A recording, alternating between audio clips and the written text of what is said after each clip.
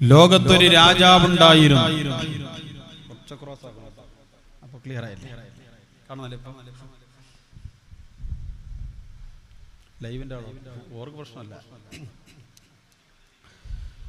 ആ രാജാവിന് 4 ഭാര്യമാർ. 4 ഭാര്യമാരിൽ നിന്നുള്ള 4ാമത്തെ ഭാര്യയെ രാജാവ് വളരെയേറെ സ്നേഹിച്ചു. ജീവിതത്തിന്റെ അമൂല്യമായ സമയങ്ങൾ ആ പ്രിയപ്പെട്ട 4ാമത്തെ ഭാര്യയ്ക്ക് വേണ്ടി രാജാവ് വിനിയോഗിക്കുകയാണ്. അതേ സമയത്തോ 3ാമത്തെ ഭാര്യയാണെങ്കിലോ ആ 3ാമത്തെ ഭാര്യയും രാജാവ് വളരെയേറെ സ്നേഹിച്ചു. രാജാവിന്റെ ഉയർച്ചകളിലും രാജാവിന്റെ ഉന്നതികളിലും രാജാവിന്റെ പുരോഗതികളിലും പ്രവർത്തിച്ച ഒരു പെണ്ണായിരുന്നു രാജാവിന്റെ 3ാമത്തെ ഭാര്യ. അതേ സമയത്തോ 2ാമത്തെ ഭാര്യയാണെങ്കിലോ ആ ഭാര്യയും രാജാവ് വളരെയേറെ സ്നേഹിച്ചു. രാജാവിന്റെ കഷ്ടപ്പാടുകളിലും പ്രയാസങ്ങളിലും ദുഃഖ ദുരിതങ്ങളിലും രാജാവിന്റെ എല്ലാവിധ ഉന്നതി അഭിവൃദ്ധികളിൽ പ്രവർത്തിച്ചിരുന്ന ഒരു ഭാര്യയായിരുന്നു പ്രിയപ്പെട്ട 2ാമത്തെ ഭാര്യ.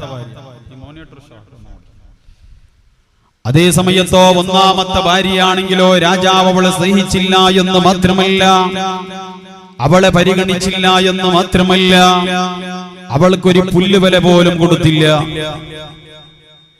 രാജാവ് ആ പ്രിയപ്പെട്ടവൾക്ക് പോഷകാഹാരം പോലും നൽകാതെ പീഡിപ്പിക്കുകയാണ്. സന്തോഷം നിറഞ്ഞ രാജാവിന്റെ ജീവിതം വർഷങ്ങളോ മാസങ്ങളായി, മാസങ്ങൾ ആഴ്ചകളായി, ആഴ്ചകൾ ദിനങ്ങളും മണിക്കൂറുകളും മിനിറ്റുകളുമായി രാജാവിന്റെ ജീവിതത്തിൽ നിന്നിങ്ങനെ പിന്നിടുകയാണ്. സന്തോഷം നിറഞ്ഞ ജീവിതം സുഖലോലുപ കൊട്ടാരത്തിന്റെ അകത്തളത്ത് ആർഭാടത്തോടുകൂടെ തന്റെ പ്രിയപ്പെട്ട ഭാര്യമാരോടൊത്തുള്ള ആഭാസത്തിന്റെ ജീവിതത്തിൽ കടുനീങ്ങിയപ്പോ രാജാവിന്റെ വാർദ്ധക്യത്തിലേക്ക് കാലെടുത്ത് വെച്ചതറിയാതെ അവന്റെ ജീവിതത്തിന്റെ 99% തീരാറെടുത്തായപ്പോഴാണ് ഒരു ദിവസം മഹാനായ ഖാബിദുൽ അർവാഹ് മാലാക മലക്കുൽ മൗത്ത് അസ്റായീൽ അലൈഹിസ്സലാത്തു വസ്സലാം രാജാവിന്റെ സവിധത്തേക്ക് കടന്നു വരുന്നത്. അസ്റായീൽ അലൈഹിസ്സലാത്തു വസ്സലാം ആ രാജാവിന്റെ കാൽപാദത്തിന്റെ വിരൽത്തുമ്പിന്റെ അഗ്രം മുതൽ റൂഹ് പിടിച്ചു തുടങ്ങി. രാജാവിന്റെ മുട്ടുവരെ, മുട്ടിൽ നിന്ന് ഊരവരെ, ഊരയിൽ നിന്ന് തൊണ്ടക്കുഴിയിലേക്ക് ആത്മാവിനെ പിഴിച്ച് വലിച്ചഴക്കുമ്പോഴാണ് എന്റെ പ്രിയപ്പെട്ടവരെ രാജാവിന് അതുവരെ സുഖലോലുപതയിലും തന്റെ പ്രിയപ്പെട്ട ഭാര്യമാരോടൊത്തുള്ള സന്തോഷത്തിലും കഴിഞ്ഞിരുന്ന രാജാവിന് തന്റെ ജീവിതത്തിന്റെ അവസാനത്തെ സമയം ഓർമ്മ വരുന്നത്, റബ്ബേ തീരാനായല്ലോ, ഞാൻ പോവാനായല്ലോ, അല്ലാഹുവേ പടച്ചവനെ ഇനി ഞാൻ വീട്ടിൽ നിന്ന് വിട പറഞ്ഞ് ആരാരുമില്ലാത്ത ഒറ്റപ്പെട്ട് കിടക്കുന്ന മണ്ണറക്കൂടിന്റെ കത്തളത്തേക്ക് കടന്നു പോകുമ്പോ പടച്ചവനെ സന്തോഷത്തിന്റെ സുഖലോലുപതയിൽ വീടിന്റെ കത്തളത്ത് കൊട്ടാരത്ത് എന്റെ പ്രിയപ്പെട്ട 3 ഭാര്യമാരോടൊത്ത് ജീവിച്ച എനിക്ക് ആരാണ് റബ്ബേ? പള്ളിക്കാട്ടിന്റെ മൈലാഞ്ചിച്ചടിയുടെ താഴ്വരയിൽ ഞാൻ കിടക്കുമ്പോ എന്റെ സവിധത്തേക്ക് കടന്നു വരിക എന്നിങ്ങനെ ചിന്തിച്ചുകൊണ്ട് പ്രിയപ്പെട്ട രാജാവ് തന്റെ കൊട്ടാരത്തിന്റെ കത്തളത്ത് മരണക്കിടക്കയിൽ കിടക്കുമ്പോ അല്ലാഹുവേ പടച്ചവനെ ആരാരുമില്ലാതെ ഒറ്റപ്പെട്ട ഭവനത്തിന്റെ കത്തളത്ത് പള്ളിക്കാട്ടിലുള്ള പള്ളിപ്പറമ്പിന്റെ മൈലാഞ്ചിയുടെ താഴ്വരയിൽ ഞാൻ കിടക്കുമ്പോ അല്ലാഹുവേ പടച്ചവനെ എന്റെ പരിശുദ്ധമായ ആരുടെ മണ്ണിലേക്ക് കടന്നു പോകുന്നത് കൊണ്ടുവരേണ്ടത് ആരെയാണ് അല്ലാ എന്നിങ്ങനെ ചിന്തിച്ചിരിക്കുമ്പോഴാണ് പ്രിയപ്പെട്ട രാജാവിന് തന്റെ 4ാമത്തെ ഭാര്യയുടെ ഓർമ്മ വരുന്നത്. അല്ലാഹുവേ പടച്ചവനെ ഒരുപാട് സമയം വൈകിപ്പിച്ചില്ല. തന്റെ പ്രിയപ്പെട്ട 4ാമത്തെ ഭാര്യയെ വിളിച്ചുകൊണ്ട് പറയാണ്, പ്രിയപ്പെട്ടവളെ, പ്രിയപ്പെട്ടവളെ വന്ന് കടന്നു വരുവോ, പ്രിയപ്പെട്ടവളെ വന്ന് കടന്നു വരുവോ, ഞാൻ മരിക്കാൻ പോവുകയാണ്. മരണക്കിടക്കയിൽ കടന്നുകൊണ്ട് രാജാവ് തന്റെ 4ാമത്തെ ഭാര്യയെ വിളിച്ചുകൊണ്ട് പറയാ, പ്രിയപ്പെട്ടവളെ വന്ന് വരുവോ. ആ പ്രിയപ്പെട്ടവൾ ഓടി വരികയാണ്. കൊട്ടാരത്തിന്റെ സുഖലോലുപതിയിൽ കഴിഞ്ഞിരുന്ന പ്രിയപ്പെട്ട നാലാമത്തെ ഭാര്യ ഓടി വന്നുകൊണ്ട് ചോദിക്കുകയാണ്, എന്തിനാണ് പ്രിയപ്പെട്ടവരെ എന്നെ വിളിച്ചത്? എന്തിനാണ് പ്രിയപ്പെട്ടവരെ എന്നെ നിങ്ങളെ വിളിച്ചതെന്ന് ചോദിക്കുമ്പോ ആ നാലാമത്തെ ഭാര്യയോട് പ്രിയപ്പെട്ട ഭർത്താവ് പറയുകയാണ്, പൊന്നേ, ഞാൻ മരിക്കാൻ പോവുകയാണ്, ഞാൻ വിട പറയാൻ പോവുകയാ. ഈ കൊട്ടാരത്തിന്റെ അകത്തളത്തിൽ നിന്ന് സുഖലോലുപമായ സുഖനിദ്രയിൽ കഴിഞ്ഞിരുന്ന ഞാനുണ്ടല്ലോ, എന്റെ പ്രജകളും എന്റെ പ്രിയപ്പെട്ട സഹധർമ്മിണിമാരത്തുമുള്ള എന്റെ സേവകന്മാരുമൊത്തുള്ള ജീവിതത്തിന്റെ അവസാനത്തെ സമയത്തിലാണ് ഞാനുള്ളത്. ഇനി ആരാരുമില്ലാത്ത ഒറ്റപ്പെട്ട് കിടക്കുന്ന മൈലാഞ്ചി ചെടിയുടെ താഴ്വരയിൽ പള്ളിക്കാട്ടിന്റെ വിജനമായ പ്രദേശത്ത് പാവപ്പെട്ടവനും പണക്കാരനും പാമരനും ദരിദ്രനും കോടീശ്വരനും കിടന്നുറങ്ങുന്ന ആ മണ്ണറക്കൂടിന്റെ അകത്തളത്ത് ചരിയാനും തിരിയാനും അറിയാനും പറ്റാത്ത വേളയിൽ എനിക്കിടയായി തുണയായി എന്നെ സമാശ്വസിപ്പിക്കാൻ, എന്നെ സാന്ത്വനപ്പെടുത്താൻ, എനിക്ക് നല്ല രീതിയിൽ എനിക്ക് സമാധാനം പകരാൻ നീ വന്ന് കടന്നു വരുവോ പ്രിയപ്പെട്ടവളെ? നിനക്ക് വേണ്ടി കഷ്ടപ്പെട്ടവനല്ലേ, നിനക്ക് വേണ്ടി ഒരുപാട് സ്നേഹം പകർന്നു തന്നവനല്ലേ, ജീവിതത്തിന്റെ 3/4% നിനക്ക് വേണ്ടി ഞാൻ വിനിയോഗിച്ചവനല്ലേ, ഒരുപാട് കാലങ്ങൾ നമ്മൾ ഒത്തിണന്ന് ഒരുപാട് സന്തോഷത്തോടുകൂടെ ജീവിച്ചവരാ. ആരാരുമില്ലാത്ത ഒറ്റപ്പെട്ട് കിടക്കുന്ന മണ്ണറ കൂടിലേക്ക് പോകുമ്പോ എന്റെ കൂടെ നീ വന്ന് കടന്നു വന്ന് ആ മണ്ണിന്റെ ഉള്ളിൽ, കബറിന്റെ ഉള്ളിൽ എനിക്ക് ഇണയായി തുണയായി എന്നെ സമാധാനപ്പെടുത്തി സമാശ്വസിപ്പിക്കാൻ ഈ കൊട്ടാരത്തിന്റെ അകത്തളത്ത് ജീവിച്ചതുപോലെ നീ കടന്നു വരുവോ പ്രിയപ്പെട്ടവളെ? നാലാമത്തെ ഭാര്യയോട് ചോദിക്കുകയാണ്.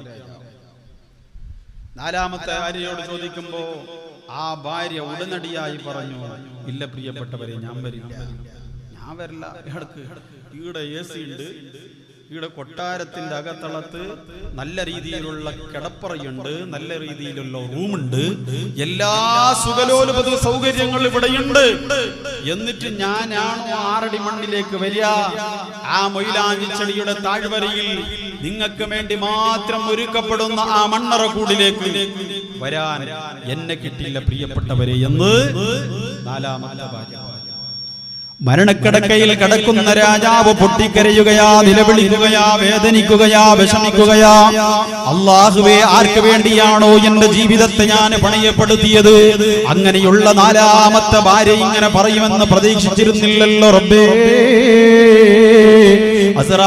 അസ്റായീൽ അലൈഹിസ്സലാത്തു വസ്സലാമിനെ മുഖതാപത്തിലൂടെ കാണുന്ന രാജാവ് പൊട്ടിക്കരയുകയാ, നിലവിളിച്ചുകൊണ്ട്. രാജാവ് എല്ലാ പ്രതീക്ഷകളും അവിടുന്ന് അസ്തമിപ്പിക്കാൻ എടുത്താകുമ്പോ രാജാവിന്റെ ഓർമ്മരികയാണ് തന്റെ പ്രിയപ്പെട്ട മൂന്നാമത്തെ ഭാര്യ.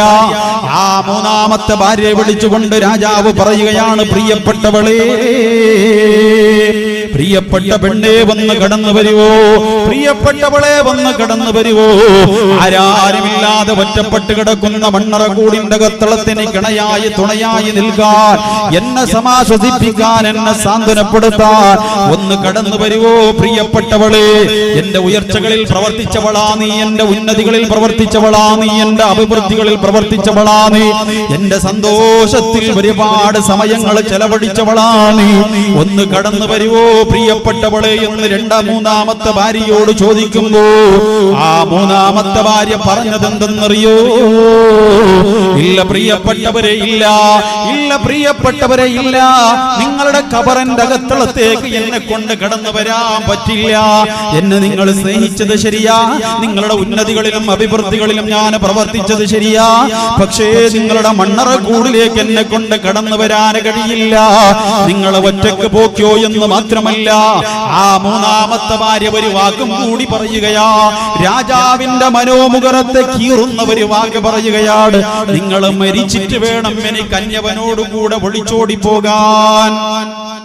നിങ്ങൾ പെട്ടെന്ന് മരിക്കണം, എനിക്ക് അന്യവനോട് ഒളിച്ചോടി പോകണം. നിങ്ങൾ മരിച്ചു പോക്കിയോ എനിക്ക് പ്രശ്നമല്ല, എനിക്ക് മറ്റവനെയും തേടിയിട്ട് പോകണം. ആരാ പറയുന്നത്?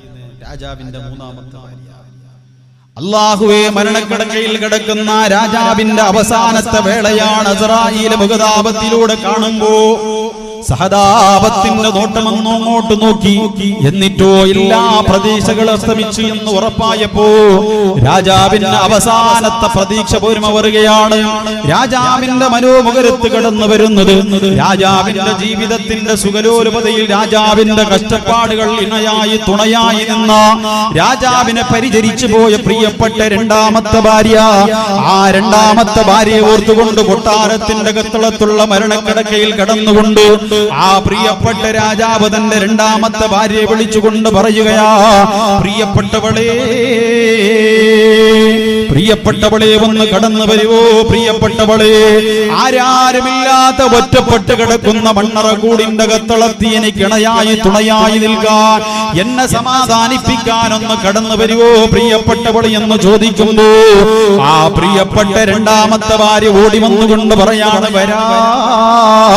പക്ഷേ പള്ളിക്കാട്ടിന്റെ നിങ്ങളുടെ കബറിന്റെ മുകൾ ഭാഗത്ത് നാട്ടപ്പെടുന്ന മീസാൻ കല്ലുണ്ടല്ലോ, ആ മീസാൻ കല്ലിന്റെ ചാരത്ത് വരെ വേണമെങ്കിൽ ഞാൻ വരാം, അതിനപ്പുറം എന്നെ കൊണ്ടുവരാൻ കഴിയില്ല പ്രിയപ്പെട്ടവരെ. ആരാ പറയുന്നത്? രണ്ടാമത്തെ ഭാര്യ പറഞ്ഞു, ഞാൻ വരാം. ഖബറിന്റെ മുകൾ ഭാഗത്ത് നാട്ടപ്പെടുന്ന മീസാൻ കല്ലുണ്ടല്ലോ, ആ കുത്തിവെക്കപ്പെടുന്ന മൊയിലാഞ്ചി ചെടിയുടെ താഴ്വരയിലേക്ക് വരാൻ കഴിയില്ല, ആ മുകൾ ഭാഗം വരെ വേണം ഞാൻ വരാം, അതിനപ്പുറം എന്നെ കൊണ്ടുവരാൻ കഴിയില്ല. എല്ലാ പ്രതീക്ഷകളും അസ്തമിച്ചു പോയി. ഉറപ്പായി താൻ ആർക്ക് വേണ്ടിയാണോ ജീവിതം പണയപ്പെടുത്തിയത്, താൻ ആർക്ക് വേണ്ടിയാണോ കഷ്ടപ്പെട്ടത്, താൻ ആർക്ക് വേണ്ടിയാണോ ത്യാഗം ചെയ്തത്, ഭാര്യ മക്കൾക്ക് വേണ്ടി കഷ്ടപ്പെടുന്ന എന്റെ മുട്ടത്തോടിയിലുള്ള പ്രിയപ്പെട്ട മുസ്ലിമേ,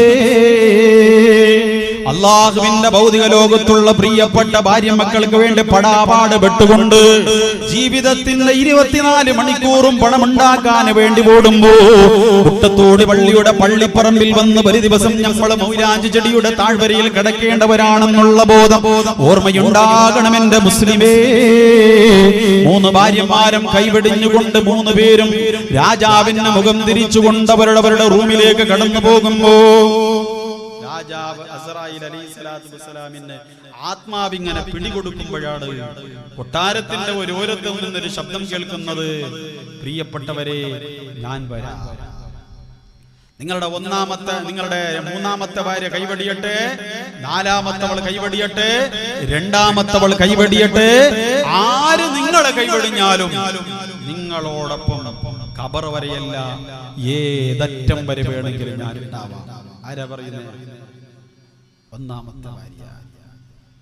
ആ പ്രിയപ്പെട്ടവൾ അടുത്ത് വിളിച്ചു നോക്കുമ്പോ മെലിഞ്ഞവശയായി, പോഷകാഹാരം പോലും കൊടുക്കാതെ, ഒരു നല്ല വാക്ക് പറയാതെ രാജാവ് കുത്തിനോയിപ്പിച്ച, വേദനിപ്പിച്ച, വിഷമിപ്പിച്ച പ്രിയപ്പെട്ട ഭാര്യയാണ് 1ാമത്തെ ഭാര്യ.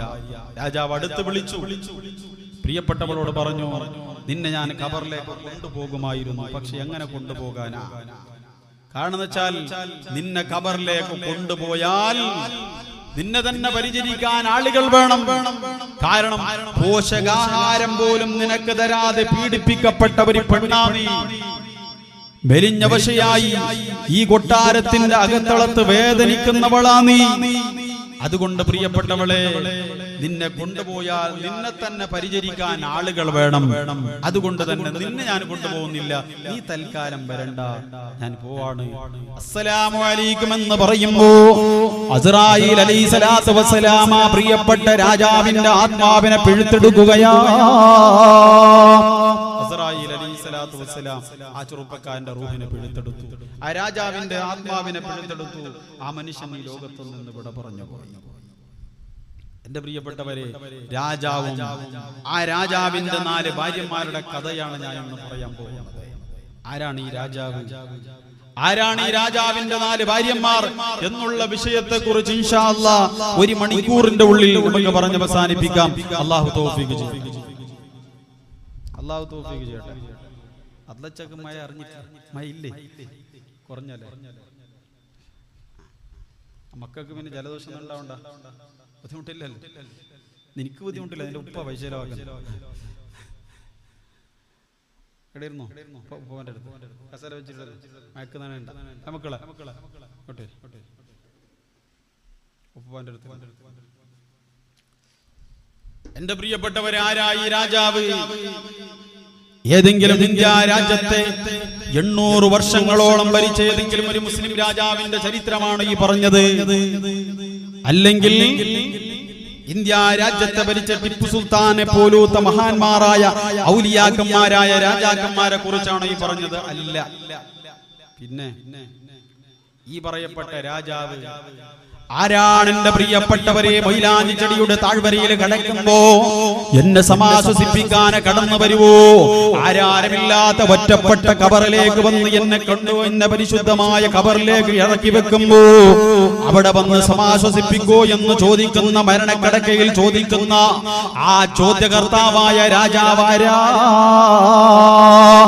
എന്റെ പ്രിയപ്പെട്ടവരെ, അള്ളാന്റെ വിശുദ്ധ ഖുർആനാണ് ഈ രാജാവിനെ പരിചയപ്പെടുത്തുന്നത്. ആരാണെന്നറിയോ? ആരാണെന്നറിയോ? എന്റെ മുട്ടത്തോടിയിലുള്ള മുസ്ലിമേ, അല്ലാഹുവിന്റെ ഖുർആൻ പറയുകയാണ്, വഇദ് ഖാല റബ്ബുക ലിൽ മലായികതി ഇന്നി ജായിലുൻ ഫിൽ അർളി ഖലീഫ. അല്ലാഹു റബ്ബുൽ ഇസ്സത്ത് ഭൗതിക ലോകത്തേക്ക് പടച്ച ഈ അബ്ദുൽ കരീം ഫൈദി ഉണ്ടല്ലോ, ഈ ഇൽമ കേൾക്കുന്ന എന്റെ പ്രിയപ്പെട്ട മുട്ടത്തോടി നിവാസികളെ നിങ്ങളുണ്ടല്ലോ, അല്ലാഹുവിന്റെ ഭൗതിക ലോകത്തുള്ള ഞാനും നിങ്ങളുമാണ് ആദം നബിയുടെ സന്തതികളാകുന്ന പ്രിയപ്പെട്ട മനുഷ്യ മക്കളാണ്. ഓരോരുത്തരുമാണ് ഈ രാജാവ്. ദുനിയാവിലേക്ക് അല്ലാഹു ഓരോരുത്തരെയും രാജാവായി പടക്കുകയാണ്. ഈ പറയപ്പെട്ട രാജാക്കന്മാർ നമ്മൾ ഓരോരുത്തരാ. അല്ലാഹു റബ്ബുൽ ഇസ്സത്ത് ദുനിയാവിലേക്ക് പടച്ചപ്പോ നമുക്ക് 4 ഭാര്യമാരെ അല്ലാഹു തആല തരുകയാണ്. ഉസ്താദേ, ഞാൻ 4 കെട്ടിയിട്ടില്ല, ഞാൻ 1 കെട്ടിയിട്ടുള്ളൂ. ഇന്ന് ഒരാള് മരണം എത്തുമ്പോൾ എന്ന് പറയുമ്പോൾ, ഉസ്താദ് മരണത്തിനെ കുറിച്ച് കുറെ പറഞ്ഞല്ലോ എന്ന് ഒരാൾക്ക് അങ്ങനെ ഒരു സംശയം ഉണ്ടായി. ഇത് മരണത്തിന്റെ വിഷയമല്ല. 4 ഭാര്യമാരെ തന്നുവല്ലോ. ആ 4 ഭാര്യമാരിൽ നിന്നുള്ള മരണക്കിടക്കയിൽ കിടക്കുമ്പോ നീ ചോദിക്കുന്ന, മരണക്കിടക്കയിൽ കേണപേക്ഷിച്ചു കൊണ്ടുവന്ന് കബറിലേക്ക് വരുമോ എന്ന് പറയുമ്പോ, ഇല്ല പ്രിയപ്പെട്ടവരെ, എനിക്ക് കൊട്ടാരത്തിന്റെ സുഖലോലുപമായ സന്തോഷങ്ങൾ അനുഭവിച്ച് കൊതി തീർന്നിട്ടില്ല എന്ന് പറയുന്ന, നീ ജീവിതം ഉടനീളം ഏറ്റവും കൂടുതൽ സ്നേഹിച്ച, മരണക്കിടക്കയിൽ കിടന്ന് യാചിക്കുമ്പോ ഇല്ല ഞാൻ വരില്ല എന്ന് പറയുന്ന നിന്റെ പ്രിയപ്പെട്ട 4ാമത്തെ ഭാര്യ ആരാണെന്നറിയോ? അല്ലാഹുവിന്റെ ഖുർആൻ പറയുകയാണ്, വമാ ഉബരിഉ നഫ്സി ഇന്നൻ നഫ്സ ലഅമ്മാറത്തുൻ ബിസ്സൂ. ചിതലും പശുക്കളും താവളം പെരുത്തുണ്ടതിൽ സന്തോഷമാണവകൾക്ക് നീ ചെല്ലുന്നതിൽ. പൊൻവർണ്ണ കോമള മൃദുലമായ ശരീരമിൽ സമരത്തിലാണ് പരസ്പരം തിന്നുന്നതിൽ. കാടില്ല രേഷം വേണ്ട പോലതിലുണ്ട്, ില്ല തള്ളലാണത് കൊണ്ട്. മരണക്കിടക്കയിൽ കിടന്നുകൊണ്ട് വരുവോ, ആരുടെ മണ്ണിൽ വന്ന് എന്നെ സമാശ്വസിപ്പിക്കൂ, സമാധാനപ്പെടുത്തൂ, എനിക്കിണയായി തുണയായി നിൽക്കാൻ വേണ്ടി കബറിന്റെ ഉള്ളിലേക്ക് വരുവോ എന്ന് ചോദിക്കുമ്പോ, ഇല്ല പ്രിയപ്പെട്ടവരെ, ഇല്ല എന്ന് പറയുന്ന നിന്റെ 4ാമത്തെ ഭാര്യ ആരാണെന്നറിയോ? അല്ലാഹുവിന്റെ ഖുർആൻ പറയുകയാണ്, നഫ്സുക, നിന്റെ ശരീരം.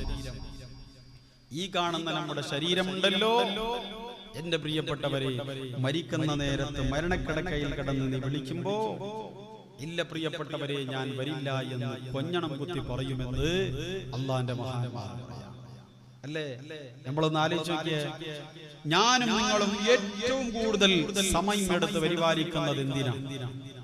ഏറ്റവും കൂടുതൽ നമ്മുടെ ഭാര്യക്കാണോ, നമ്മുടെ മക്കൾക്കാണോ, നമ്മുടെ കുടുംബത്തിനാണോ, നമ്മുടെ കൂടപ്പുറപ്പുകൾക്കാണോ, അയൽക്കാർക്കാണോ, കുടുംബത്തിനാണോ എന്ന് ചോദിച്ചാൽ എല്ലാരും പറയും ഉസ്താദെ മക്കൾക്കാണ്, അല്ലെങ്കിൽ ഭാര്യക്കാണ്, ഇങ്ങനെയൊക്കെ പറയും. പക്ഷേ ഞാനും നിങ്ങളും ഏറ്റവും കൂടുതൽ സമയമെടുത്ത് പരിപാലിക്കുന്നത് നമ്മുടെ ശരീരത്തിനാണ്. സംശയമുണ്ടോ?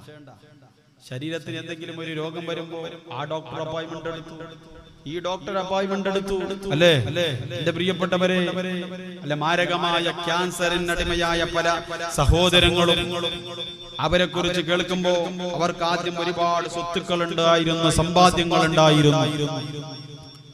ആദ്യമായി ഭാര്യന്റെ പൊന്നുപണയം വെച്ചു, പിന്നെ ആ സ്വർണം വിറ്റു, പിന്നെ സ്ഥലത്തിൽ നിന്നൊരല്പം വിറ്റു, അല്ലെങ്കിൽ പിന്നെ അവന്റെ സ്ഥലം അവിടെ നിന്ന് തികയാതിരിക്കുമ്പോ വീട് വിറ്റു. എങ്ങനെയെങ്കിലും എനിക്ക് രോഗത്തിൽ നിന്ന് രക്ഷപ്പെടണം, എന്റെ ശരീരത്തെ ഒന്ന് പുനർജീവിപ്പിക്കണം, എനിക്ക് ജീവിതത്തിലേക്ക് തിരിച്ചു വരണമെന്നുള്ള ഓട്ടത്തിലാണ്. ആ ശരീരത്തെ നിങ്ങൾ ഏറ്റവും കൂടുതൽ സ്നേഹിക്കരുത് എന്ന് ആദരവായ നബി മുഹമ്മദ് മുസ്തഫ. കാരണം ശരീരം അങ്ങനെയാണ്. മഹാനായ നബി അലൈഹി സ്വലാത്തു വസ്സലാമിന്റെ കാലഘട്ടത്തിൽ സംഭവം പറയാണ് അല്ലാഹുവിന്റെ മഹാന്മാർ. നൂഹ് നബി അലൈഹി സ്വലാത്തു വസ്സലാമിന്റെ കാലഘട്ടത്തിൽ വെള്ളപ്പൊക്കമുണ്ടായി. ആ വെള്ളപ്പൊക്കമുണ്ടായപ്പോ മഹാനായ താജുൽ അംബിയാ നൂഹ് നബി അലൈഹി സ്വലാത്തു വസ്സലാമിന്റെ കാലഘട്ടത്തിലുള്ള ഒരു അവിശ്വാസിയായ പെണ്ണ് ആ വെള്ളപ്പൊക്കത്തിൽ നിന്ന് രക്ഷ പ്രാപിച്ചുകൊണ്ട്, അഭയം പ്രാപിച്ചുകൊണ്ട് ഒരു വലിയ പർവ്വതം ആശ്രയിച്ച് ഇങ്ങനെ കയറാം. അങ്ങനെ പർവ്വതം ആശ്രയിച്ചുകൊണ്ട് ആ പെണ്ണ് കയറുമ്പോ ആ പെണ്ണിന്റെ കയ്യിൽ ഒരു കുഞ്ഞുണ്ട്, ഒരു പിഞ്ചു പൈതലുണ്ട്. തന്റെ ഉദരത്തിൽ വളർന്ന, താൻ ജന്മം നൽകിയ ഒരു കുഞ്ഞിനെയും ചുമന്ന് ആ പെണ്ണിങ്ങനെ നടക്കാം. അങ്ങനെ പർവ്വതം കയറുമ്പോ കയ്യിലുള്ള കുഞ്ഞ്, ആ പ്രിയപ്പെട്ടവൾ മുകളിലോട്ട് കയറുമ്പോ വെള്ളം ഇങ്ങനെ പൊങ്ങി പൊങ്ങി പൊങ്ങി വരികയാണ്. അങ്ങനെ മുട്ടുവരെ വെള്ളമെത്തി, ഊരവരെ വെള്ളമെത്തി. കയ്യിലുള്ള കുഞ്ഞിനെ ചുമലിലിരുത്തി, ചുമൽ ഭാഗത്തേക്ക് വെള്ളം കയറി വരുമ്പോ ചുമലിലുള്ള കുഞ്ഞിനെ തലയിലിരുത്തി. തലഭാഗത്തേക്ക് വെള്ളം പൊങ്ങി വരുമ്പോ കയ്യിലുള്ള കുഞ്ഞിനെ താഴോട്ട് വലിച്ചെറിഞ്ഞ് ആ ഉമ്മ നീന്തി രക്ഷപ്പെടാൻ നോക്കി എന്ന് ചരിത്രം പറയാം. അതിന്റെ അർത്ഥം എന്ത്? ഏറ്റവും കൂടുതൽ നമ്മൾ സമയമെടുത്ത് പരിപാലിക്കുന്നത്, നമ്മൾ ഏറ്റവും കൂടുതൽ സ്നേഹിക്കുന്നത് നമ്മുടെ ശരീരത്തെയാണ്. ഒരു സംശയം, നാളെ പരലോകത്തൊരു രംഗം വരികയാണ്. അല്ലാഹുവിന്റെ വിശുദ്ധ ഖുർആൻ പറയുകയാണ്. എന്താണ് ആ രംഗം എന്തെന്നറിയോ? അല്ലാഹുവിന്റെ വിശുദ്ധമായ ഖുർആൻ പറയുകയാണ് ആ രംഗമേതാ? പടച്ച റബ്ബിന്റെ കോടതിയിൽ ഒരു മനുഷ്യൻ അല്ലാഹു കൊണ്ടുവന്ന് നിർത്തുകയാണ്. ആ മനുഷ്യനുണ്ടല്ലോ, മുട്ടത്തോടിയിലുള്ള പരിശുദ്ധമായ കബറ വളർന്നുകൊണ്ട് അല്ലാഹുവിന്റെ ലോകത്തേക്ക് കടന്നു പോകുമ്പോ കുറ്റവാളിയാ, തിന്മകൾ ചെയ്തവനാ, തിന്മകൾ, മോശത്തരങ്ങൾ, വേണ്ടാതരങ്ങൾ, അനാചാരങ്ങൾ, ഒരുപാട് അനാശാസ്ത്രതകൾ ചെയ്തു പോയ മനുഷ്യനെയുണ്ടല്ലോ അല്ലാഹുവിന്റെ സബാനിയത്താകുന്ന മാലാകന്മാർ പിടിച്ചു വലിച്ചുകൊണ്ട് നരകത്തിലേക്ക് വലിച്ചിഴക്കുമ്പോ വിശുദ്ധ ഖുർആൻ പറയുകയാണ്, നാളെ പരലോകത്ത് അല്ലാഹുവിന്റെ മലക്കുകളോട് ഒരു മനുഷ്യൻ പൊട്ടിക്കരഞ്ഞ് യാചിക്കുന്ന രംഗ. അല്ലാഹുവേ, യവദ്ദുൽ മുജ്രിമു ലൗ യഫ്തദി അദാബും ബിബനീ. പടച്ച റബ്ബേ, എന്നെ കൊണ്ടുപോകല്ല റബ്ബേ, ഞാൻ തിന്മ ചെയ്തവനാ, കള്ളു കുടിച്ചവനാ, വ്യഭിചരിച്ചവനാ, മോശത്തരം ചെയ്തവനാ, അനാചാരങ്ങൾ, ആശാസ്ത്രതകൾ ചെയ്തവനാ. പടച്ച റബ്ബേ, എന്നെ നരകത്തിലേക്ക് വലിച്ചിഴക്കല്ല അല്ലാ. എന്റെ മക്കളെ തരാമല്ലാ, വസാഹിബതി വബലി വഫസീലതി ഇല്ലതി തഅവി. എന്റെ ഭാര്യയെ തരാം, എന്റെ കുടുംബക്കാരെ തരാം, എന്റെ പ്രിയപ്പെട്ടവരെ തരാം, എല്ലാരെയും നിങ്ങൾക്ക് തരാം. വമൻ ഫിൽ അർളി ജമീആ. എന്റെ കുടുംബത്തിൽ നിന്ന് ആരെ വേണമെങ്കിലും എടുത്തോ, എന്റെ വാപ്പയെ എടുത്തോ, എന്റെ ഉമ്മയെ എടുത്തോ, എന്റെ കുടുംബത്തെ എടുത്തോ, മക്കളെ എടുത്തോ, എനിക്ക് പ്രശ്നമല്ല. പക്ഷേ ആ കത്തിയാളുന്ന നരകത്തിലേക്ക് എന്നെ കൊണ്ട് വലിച്ചെറിയല്ലേ. ആരാ പറയുന്നത്? എന്റെ പ്രിയപ്പെട്ടവരെ, നാളെ പരലോകത്തൊരു മനുഷ്യന് പറയുമെന്ന് വിശുദ്ധ ഖുർആൻ പറയാം. സൗകര്യമുള്ള ആളുണ്ടെങ്കിൽ, ബുദ്ധിമുട്ടില്ലെങ്കിൽ, മഴ കുറച്ച് പറഞ്ഞല്ലേ മൂപ്പർക്കറി വന്നിട്ടിരിക്കുക സദസ്സ്. അപ്പൊ ഒരു ആവേശം കൂടി വരും, കുറെ നീട്ടല. മഴ കൊള്ളാനും കുറച്ച് വന്നാലും കൊള്ളാൻ പറ്റുന്ന ആളാണ്. ചിലപ്പോ നിങ്ങൾ അങ്ങനെ മാറിയുന്നത് കൊണ്ടായിരിക്കും മഴ വന്നത്, മഴ നിന്നത്. ഇവന് മഴ വന്നാലും കുറഞ്ഞു കുറഞ്ഞിട്ടില്ല. അള്ളാഹു അനുകൂലമാക്കി.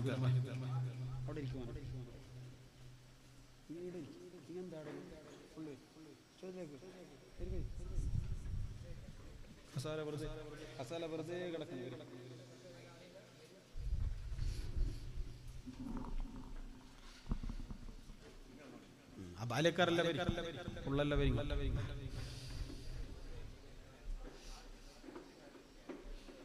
സദസ്സിനോട് പറയുമ്പോൾ അങ്ങോട്ട് പറയുമ്പോൾ വ്യത്യാസമാണ്. അള്ളാഹു ഓരോരുത്തരെയും അനുഗ്രഹിക്കട്ടെ. ഇരിക്കുന്ന ഓരോരുത്തരെയും അള്ളാഹു മരിച്ചുപോയ കുടുംബത്തോടൊപ്പം സ്വർഗീയ ലോകത്ത് ഒരുമിച്ച് കൂട്ടട്ടെ. ആമീൻ. എന്നെ ഒരുപക്ഷെ മഴ കൂടിയാൽ അങ്ങോട്ടല്ല ഇങ്ങോട്ടല്ല വരി. കഴിയുന്നാളല്ല വരി.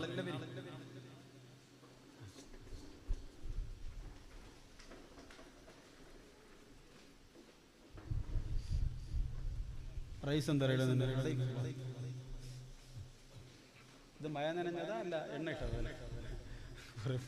വെള്ളം കാണുന്ന. അപ്പൊ ഞാനും നിങ്ങളും ഏറ്റവും കൂടുതൽ ശരീരത്തെയാണ് പരിപാലിക്കുന്നത്. എന്റെ പ്രിയപ്പെട്ടവരെ, ശരീരത്തിന് സമയമെടുത്ത് നമ്മളിങ്ങനെ പരിപാലിക്കുകയാണ്. ശരീരത്തിൽ ഒരു മുഴ പൊന്നുമ്പോ, ശരീരത്തിന് വല്ല കേടുപാടുകൾ വരുമ്പോ, ശരീരത്തിന് വല്ല അപാകതകളും സംഭവിക്കുമ്പോ ശരീരത്തിനെ നമ്മൾ പോറ്റി പരിപാലിക്കുന്ന അവസ്ഥ കണ്ടാലോ സുബ്ഹാനല്ലാഹ്. പറഞ്ഞു വരുന്നത് ശരീരത്തിന്റെ ഇച്ഛകൾക്കൊത്തു തുടരുന്ന ചെറുപ്പക്കാരാ, ശരീരത്തെ ഒരുപാട് സ്നേഹിക്കല്ല ചെറുപ്പക്കാരാ. അല്ലേ? നമ്മൾ ഒരുപാട് ആളുകൾ പറയാറുണ്ട് എന്തെങ്കിലും തെറ്റ് ചെയ്താലേ അത് ഇബ്ലീസിന്റെ പണി. നമ്മളെല്ലാം നല്ല മനുഷ്യന്മാരാണ്, മാന്യന്മാരാണ്. ഏറ്റവും വലിയ ഇബ്ലീസ് ആരാ? ഈ കാണുന്ന നമ്മുടെ ശരീരമാണ് ഏറ്റവും വലിയ ഇബ്ലീസ്. ലഅനത്തുല്ലാഹി അലൈഹി. അല്ലാഹുവിന്റെ പരിശുദ്ധ ഖുർആൻ പോലും പറയുന്നത് ഇന്നൻ നഫ്സല അമ്മാറത്തും ബിസ്സൂ. ശരീരം നിങ്ങളെ തിന്മകളെ കൊണ്ട് കൽപ്പിക്കുകയാ, മോശത്തരം കൊണ്ട് കൽപ്പിക്കുകയാ. ശരീരം കള്ളു കുടിക്കാൻ വേണ്ടി കൽപ്പിക്കുകയാ, പെണ്ണ് പിടിക്കാൻ വേണ്ടി കൽപ്പിക്കുകയാ, വ്യഭിചരിക്കാൻ കൽപ്പിക്കുകയാ. പാതിരാത്രി വരെ അങ്ങാടി തിണ്ണയിലിരുന്നു കൊണ്ട് സ്വറ പറയാ നമ്മോട് പ്രേരിപ്പിക്കുന്നത് നമ്മുടെ ശരീരമാ. ഫിത്ന പറയാനും ഫസാദ് പറയാനും ആരാന്റെ പച്ചമാംസ തിന്നാനും എന്റെ പ്രിയപ്പെട്ടവരെ വേണ്ടാത്ത പ്രവണതകളിൽ മുഴുകാൻ നമ്മോട് പ്രേരിപ്പിക്കുന്നത് നമ്മുടെ ശരീരമാ. ശരീരത്തിന്റെ ഇച്ഛകൾക്കൊത്ത് തുടരുന്നതിന്റെ ഒരു ഉദാഹരണം ഞാൻ പറയാം. എന്റെ പ്രിയപ്പെട്ടവരെ, നമ്മുടെ തലമുടി നന്നാക്കാൻ മണിക്കൂറുകൾ. തലന്റെ മുടി ഇന്നത്തെ പിള്ളേരെ കോലം കണ്ടാൽ, ഇന്നത്തെ ബാല്യക്കാരെ മുടിന്റെ കോലം കണ്ടാൽ സുബ്ഹാന ജല്ല ജലാലുഹു മണിക്കൂറുകളാണ് അതിന് വേണ്ടി ചെലവഴിക്കുന്നത്. പണ്ട് എന്റെ ചെറുപ്പകാലത്ത് ഞാൻ 5ാം ക്ലാസ്സിൽ പഠിക്കുമ്പോ ആകെ ഉള്ള കട്ട് രണ്ടേ കട്ട്. എന്ത്? ഒന്ന് പോലീസ് കട്ട്, ഒന്ന് അപ്പാച്ചി കട്ട്. അതുകൊണ്ട് തമിഴന്മാരാണ് ഈ മുടിയെല്ലാം കളഞ്ഞിരുന്നത്, അതുകൊണ്ടായിരിക്കും അപ്പാച്ചി വന്നത്. പോലീസുകാരെന്ന് പറയുമ്പോ, പോലീസ് കട്ട് എന്ന് പറയുമ്പോ പോലീസുകാർ ചെയ്യുന്നത് കൊണ്ടൊന്നല്ല, അങ്ങനത്തെ ഒരു പേരാ. ഇന്നോ നമ്മളൊരു ബാർബർ ഷോപ്പിലേക്ക് കയറിയാൽ എന്റെ അടുത്ത് പോലും ഞാൻ ഒരുത്തൻ കൊണ്ടുവന്നു ഇത്ര വലിയ ലിസ്റ്റ്. നമ്മളൊരു വലിയ ഫാസ്റ്റ് ഫുഡ് കടയിലേക്ക് കടന്നു പോയതുപോലെ വലിയ ലിസ്റ്റ് കൊണ്ടുവന്ന് ചോദിച്ചു, ഏത് കട്ടാണ് ഉസ്താദ് നിങ്ങൾക്ക് വേണ്ടിയത്? അല്ലെ, 2 സൈഡും ചെത്തി. ആര്? ഇന്ന് പാവപ്പെട്ട ഫലസ്തീനിന്റെ പൊന്നോമന മക്കളെ കൊന്നുകൊണ്ടിരിക്കുന്ന ജൂതന്മാരായ ഇസ്രായേലിന്റെ ടെററിസ്റ്റ് ശക്തികളുടെ പ്രിയപ്പെട്ട മക്കൾ. അവർ ഓരോരോ കോലമാക്കി ചെത്തിവിട്ട് അങ്ങനെ നെറ്റിലൂടെ കയറ്റിവിടുകയാണ്. അത് നമ്മളെടുത്ത ബാർബർമാർ, യുപിക്കാരും ബംഗാളികളും ഓരോ പണിയല്ലത്. ഓരെന്ത് ചെയ്തു? അതിനെ കട്ട് ചെയ്ത് നല്ല ഫ്രെയിം ആക്കിയിട്ട് വെച്ചു. ഏത് മോനെ വേണ്ട കട്ട്? പെരുന്നാക്ക് പോയ കുഞ്ഞുമോനോട് ചോദിക്കുകയാണ്. ഞാൻ ഇത് കണ്ടതാണ് വളയത്തെടുക്ക ബാർബർ. നമ്മുടെ മക്കളെ ഈ വളയത്തെടുക്കത് നമ്മുടെ ഈ നാട്ടിലുള്ള മക്കളെ കണ്ടതാണ്. എനിക്ക് ആ കോലം മതി, ഉപ്പ എസ് വെച്ചു. അതന്നെ, അതേ കട്ടാക്കിട്ട് കൊടുക്കാം. സുബ്ഹാന ജല്ല ജലാലു. ഒരു പൂവങ്കോഴിയെ പോലെ 2 സൈഡും ചെത്തി, ഒരു വോളിബോളിൽ നെട്ടിട്ടതുപോലെ ഇന്നത്തെ മക്കളുടെ കോലം. അല്ലേ? എന്റെ പ്രിയപ്പെട്ടവരെ, ഒന്ന് ആലോചിച്ച് നോക്ക്. മുടിവെട്ടാനും മണിക്കൂറുകൾ. ഇനി താടിയുടെ കാര്യം പറയണ്ട. സുബ്ഹാന ജല്ല ജലാലു. അത് പറഞ്ഞാൽ അധികമായി. അപ്പൊ ആ ഭാഗത്തേക്ക് ഞാൻ കടക്കുന്നില്ല. വസ്ത്രധാരണയാണെങ്കിലോ എന്റെ പ്രിയപ്പെട്ടവരെ, സുബ്ഹാനല്ലാഹ്, തൊടയുടെ മേലിലാണ് പാന്റിന്റെ ബെൽറ്റ്. അല്ലേ? തൊടന്റെ മേലിലാണ് പാന്റിന്റെ ബെൽറ്റ്. അതെല്ലാം പോയി ഉസ്താദ്. ഞാൻ പാന്റ് ഇടുന്നത് കൊണ്ട് ഏതെല്ലാം മോഡൽ ഇടാത്തത് കൊണ്ട് എനിക്കറിയില്ല ഏതെല്ലാം മോഡൽ വന്നു. ഇപ്പൊ അതെല്ലാം പോയി തോന്നല്ലേ. ഇപ്പൊ കുറച്ച് സൂഫിയായിരുന്നു മക്കളെല്ലാം. എന്ത് എരിയാണിക്കുമ്പോൾ അതും ഒരു ഫാഷനായി. ഇപ്പൊ താടി വെക്കൽ ഒരു ഫാഷനാണ്. കാരണം എന്താ, ക്രിക്കറ്റ് താരങ്ങളും ഫുട്ബോൾ താരങ്ങളും മെസ്സിയും വിരാട് കോഹ്ലിയും ഒക്കെ നല്ല താടി വളർത്തി. റസൂലുള്ള പണ്ടേ പറഞ്ഞു 14 നൂറ്റാണ്ടുകൾക്ക് താടി വളർത്തൽ സുന്നത്താണ്. പിന്നെ എന്നിട്ട് നീ താടി വെച്ചിനെ? ഞാൻ കോഹ്ലി വെക്കുന്നു ഉസ്താദേ, രോഹിത് ശർമ്മ വെക്കുന്നു, അങ്ങനെ ഞാൻ വെച്ചിനെ. നാലിച്ച് നോക്കിയേ, ഇതാണ് നമ്മളെ അവസ്ഥ. നമ്മളെ റോൾ മോഡൽ ഇവരാ. എന്റെ പ്രിയപ്പെട്ടവരെ, തൊടയുടെ മേലിലാണ് പലരുടെയും പാന്റിന്റെ ബെൽറ്റ്. വിശുദ്ധമായ പള്ളിയിലേക്ക് നിസ്കരിക്കാൻ വേണ്ടി വരികയാണ്. എന്നാൽ സുജൂദിൽ കിടക്കുമ്പോ ഒന്ന് താഴെ ഒന്ന് മുകളിൽ. ഇങ്ങനെയാണ് ഓരോരുത്തരുടെ അവസ്ഥ. എന്നാലോചിച്ച് നോക്കിയേ. എന്റെ പ്രിയപ്പെട്ട പെങ്ങളെ, നിനക്ക് എത്ര അലങ്കാര മരുന്നുകളാ കണ്ണിൽ തേക്കാൻ, ചുണ്ടിൽ തേക്കാൻ, കാർക്കൂന്തലിൽ തേക്കാൻ. ഗൾഫ് രാജ്യത്തുള്ള ഒരു ചെറുപ്പക്കാരൻ, ഈ നാട്ടിലുള്ളവൻ തന്നെ എന്നോട് പറഞ്ഞു, ഉസ്താദേ ദ്വാരക്കണം, ബറക്കത്തില്ല. എത്ര ശമ്പളം? 43,000 രൂപ കിട്ടും ഉസ്താദേ, ചെലവെല്ലാം കഴിച്ചിട്ട്. ബറക്കത്തില്ല. എന്ത് പിരാന്തര. 12,000 രൂപ ഓക്ക് വേണം ഉസ്താദേ. എന്തിന്? മേക്കപ്പിന്. പിന്നെ ഓനങ്ങനെ ബറക്കത്തുണ്ടാകും. 12,000 രൂപ ഓക്ക് മേക്കപ്പിന് വേണം. ആഴ്ച കൂടുമ്പോ ബ്യൂട്ടി പാർലറിൽ പോകുന്ന ഭാര്യയെ കുറിച്ചാണ് ഈ പറഞ്ഞതിന്റെ പ്രിയപ്പെട്ട പെങ്ങളെ. ഈ ശരീരത്തെ തീറ്റിപ്പോറ്റല്ലേ, ഈ ശരീരത്തെ അലങ്കാര മരുന്നുകളെ കൊണ്ട് മിനുക്കല്ലേ. കാരണം എപ്പോഴാണ് ഏത് സമയത്താണെന്ന് വിട പറയുകയെന്ന് പറയാൻ പറ്റാത്ത ലോകത്ത് കബറിലേക്ക് പോകുമ്പോ ഈ ശരീരം പശുക്കളുടെ ഭക്ഷണമാണ്. 3 ദിവസം കഴിയുമ്പോ ശരീരത്തിന്റെ മാംസഭാഗങ്ങളെ പശുക്കള് പരിപുഷുവരിക്കുമെന്ന് പറയുമ്പോ, അതുകൊണ്ടാണ് ലോകത്തിന്റെ നേതാവ് പറഞ്ഞത്, അഖ്വഫു മാ ഖാഫു അലൈക്കും വഅദീ ഇസ്നതാൻ. ഞാൻ ഈ ലോകത്തിൽ നിന്ന് വിട പറഞ്ഞു പോയാൽ, ഈ ദുനിയാവിൽ നിന്ന് മദീനയുടെ മണൽത്തരിയിൽ നിന്ന് ഞാൻ വിട പറഞ്ഞു പോയാൽ, എനിക്ക് ഏറ്റവും കൂടുതൽ പേടിയുള്ള എന്റെ ഉമ്മത്തിന്റെ കാര്യം 2 കാര്യമാണ്. അവർ കള്ളു കുടിക്കുമെന്നല്ല, അവർ പെണ്ണ് പിടിക്കുമെന്നല്ല, അവർ നമസ്കാരം നഷ്ടപ്പെടുത്തുമെന്നല്ല, അവർ ഇബാദത്ത് മുടക്കുമെന്നല്ല, പള്ളിയിലേക്ക് വരാതിരിക്കൂല എന്നല്ല, നോമ്പ് നഷ്ടപ്പെടുത്തുമെന്നല്ല. മറിച്ച് അല്ലാഹുവിന്റെ റസൂല് പറയുകയാണ്, വത്തിബാഉൽ ഹവാ. അവർ ശരീരത്തിന്റെ ഇച്ഛകൾക്കൊത്തു തുടരുമെന്നുള്ളതാണ് എനിക്ക് പേടി. ശരീരം പറഞ്ഞതുപോലെ കേൾക്കുമെന്നുള്ളതാണ് എനിക്ക് പേടി. ആ ശരീരം പറഞ്ഞതുപോലെ നിങ്ങൾ അനുസരിക്കുമ്പോ, ശരീരത്തിന്റെ ഇച്ഛകൾക്കൊത്തു തുടരുമ്പോ, ശരീരം ചെറുപ്പക്കാരാ നിന്നെ കള്ളു കുടിക്കാൻ വേണ്ടി പ്രേരിപ്പിക്കുകയാ, പെണ്ണ് പിടിക്കാൻ വേണ്ടി പ്രേരിപ്പിക്കുകയാ, മോശത്തരം ചെയ്യാൻ വേണ്ടി പ്രേരിപ്പിക്കുകയാ, കഞ്ചാവ് വലിക്കാൻ വേണ്ടി പ്രേരിപ്പിക്കുകയാ. പാതിരാത്രി വരെ ക്ലബ്ബുകളിലും മങ്ങാടി തിന്നകളിലും ബസ് സ്റ്റാൻഡിലും ഇരിക്കാ നിന്നെ പ്രേരിപ്പിക്കുന്നത് നിന്റെ ശരീരമാ. അല്ലാഹുവിന്റെ പള്ളി മിനാരത്തിൽ നിന്ന് സുബ്ഹിയടക്കമുള്ള ബാങ്കിന്റെ, അല്ലാഹുവിന്റെ വിശുദ്ധമായ അവാച്യമായ അനന്തങ്ങളിൽ ഉയരുന്ന പള്ളി മിനാരത്തിൽ നിന്നുള്ള ബാങ്കിന്റെ ധ്വനികൾ കേൾക്കുമ്പോൾ പോലും ബസ് സ്റ്റാൻഡിലും ബജാറുകളിലും മങ്ങാടി തിന്നയിൽ നിന്ന് നിന്നെ സ്വര പറയാൻ പ്രേരിപ്പിക്കുന്നത് ഒരേ നിന്റെ ശരീരമാ. നീ എന്ത് തിന്മകൾ ദുനിയാവിൽ ചെയ്യുന്നുണ്ടോ, എന്ത് മോശത്തരങ്ങൾ ചെയ്യുന്നുണ്ടോ, അതിനൊക്കെയും പ്രേരേപണം നിന്റെ ശരീരത്തിന് ഏറ്റവും കൂടുതൽ സഹിച്ചത് കൊണ്ടാണ്. അതുകൊണ്ട് പ്രിയപ്പെട്ട ചെറുപ്പക്കാരാ, മടങ്ങിവാടാ പൊന്നുമോനെ, മടങ്ങിവാടാ. നിനക്കൊരു റോൾ മോഡലിന് ഞാൻ പറഞ്ഞു തരാമടാ, ഒരു റോൾ മോഡലിന് നിനക്ക് ഞാൻ പരിചയപ്പെടുത്താമടാ. ആരാണ് പൊന്നുമോനെ ആ റോൾ മോഡൽ എന്നറിയോ? 14 നൂറ്റാണ്ടുകൾക്ക് മുമ്പ് വിശുദ്ധമായ മക്കയുടെ മണൽത്തരികളെ പുളകം കൊള്ളിച്ച മഹാനായ സയ്യിദനാ ഉമർ ഇബ്നുൽ ഖത്താബ്. ആ മഹാനുഭാവനെ കുറിച്ച് ലോക ചരിത്രം പറഞ്ഞത് എന്തെന്നറിയോ? ഖത്താബിന്റെ വീട്ടിൽ വളർത്തുന്ന കഴുത മുസ്ലിമായി പോയാലും, ആ കഴുത നന്നായി പോയാലും ഉമർ മുസ്ലിമാകില്ല എന്ന് ലോക ചരിത്രം വിളിച്ച് പറഞ്ഞില്ലേ?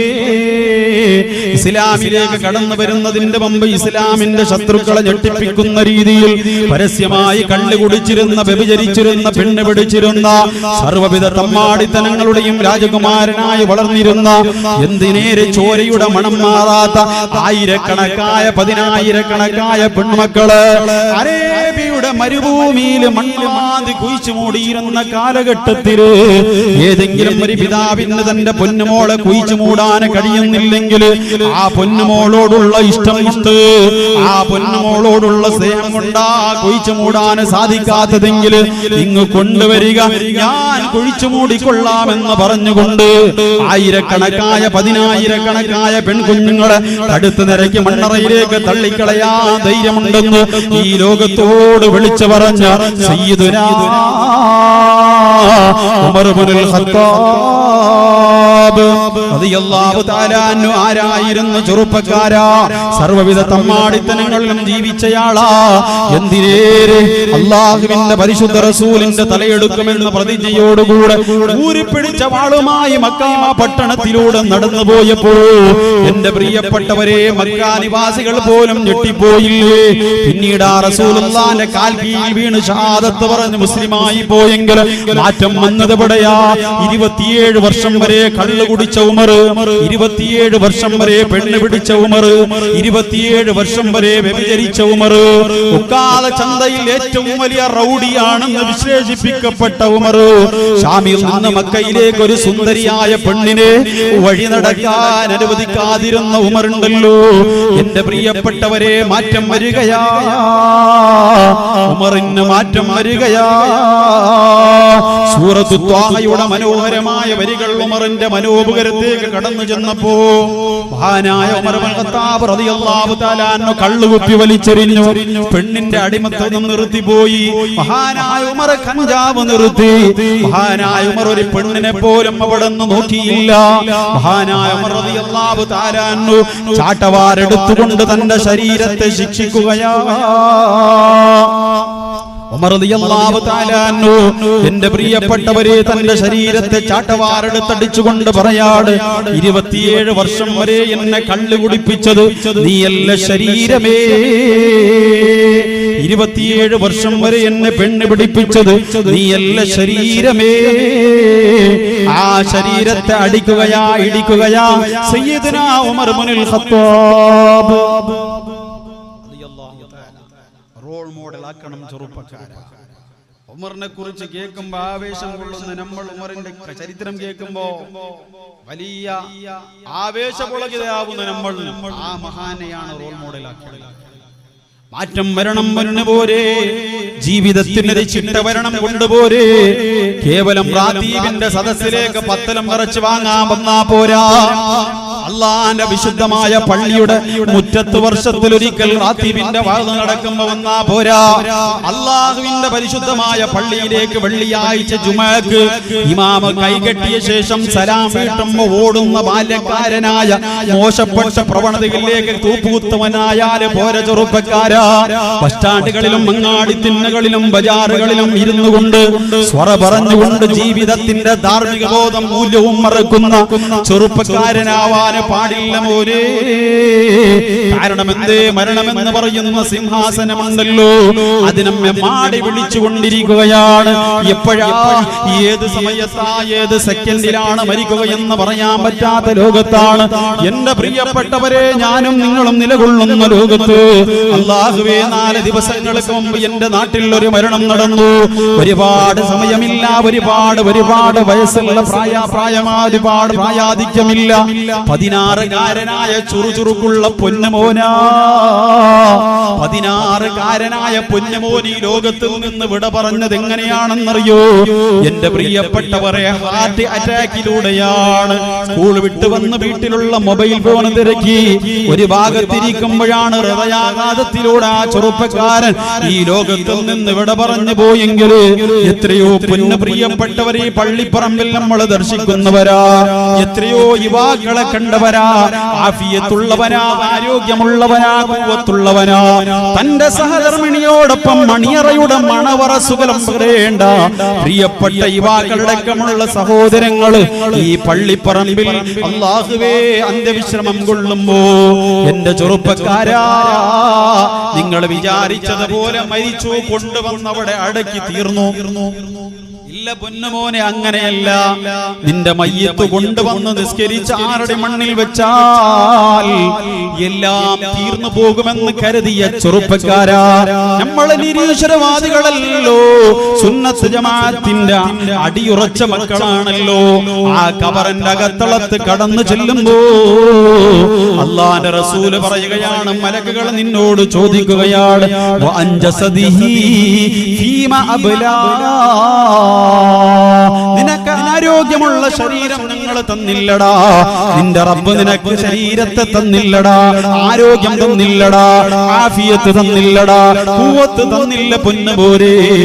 ആ ആരോഗ്യത്തെ നീ എന്തിനായി നിന്റെ ശരീരത്തെ ചെലവഴിച്ചു എന്ന് പറയുമ്പോ 24 മണിക്കൂർ ഫേസ്ബുക്കിലൂടെ 24 മണിക്കൂർ ഇൻസ്റ്റാഗ്രാമിലൂടെ സഞ്ചരിക്കുന്ന എന്റെ ചെറുപ്പക്കാരാ, നിനക്കെന്താണ് പറയാനുള്ളത്?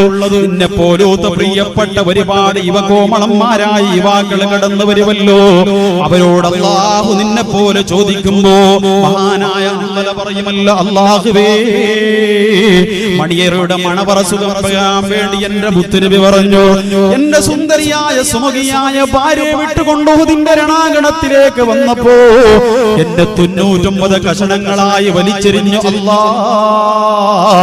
മഹാനായ സയ്യിദു ശഹദാ ഉമർ റളിയല്ലാഹു അൻഹു പറയുമല്ലോ, പടച്ച റബ്ബേ നിന്റെ ദീനിന് വേണ്ടി ഞാൻ കൈ കൊടുത്ത്, കാല് കൊടുത്ത്, ശരീരം കൊടുത്ത്, പണം കൊടുത്തു എന്ന് പറയുമ്പോ എന്റെ മുട്ടത്തോടിയിലുള്ള ചെറുപ്പക്കാരാ, നമുക്കെന്താണ് നമ്മുടെ റബ്ബിനോട് പറയാനുള്ളത്?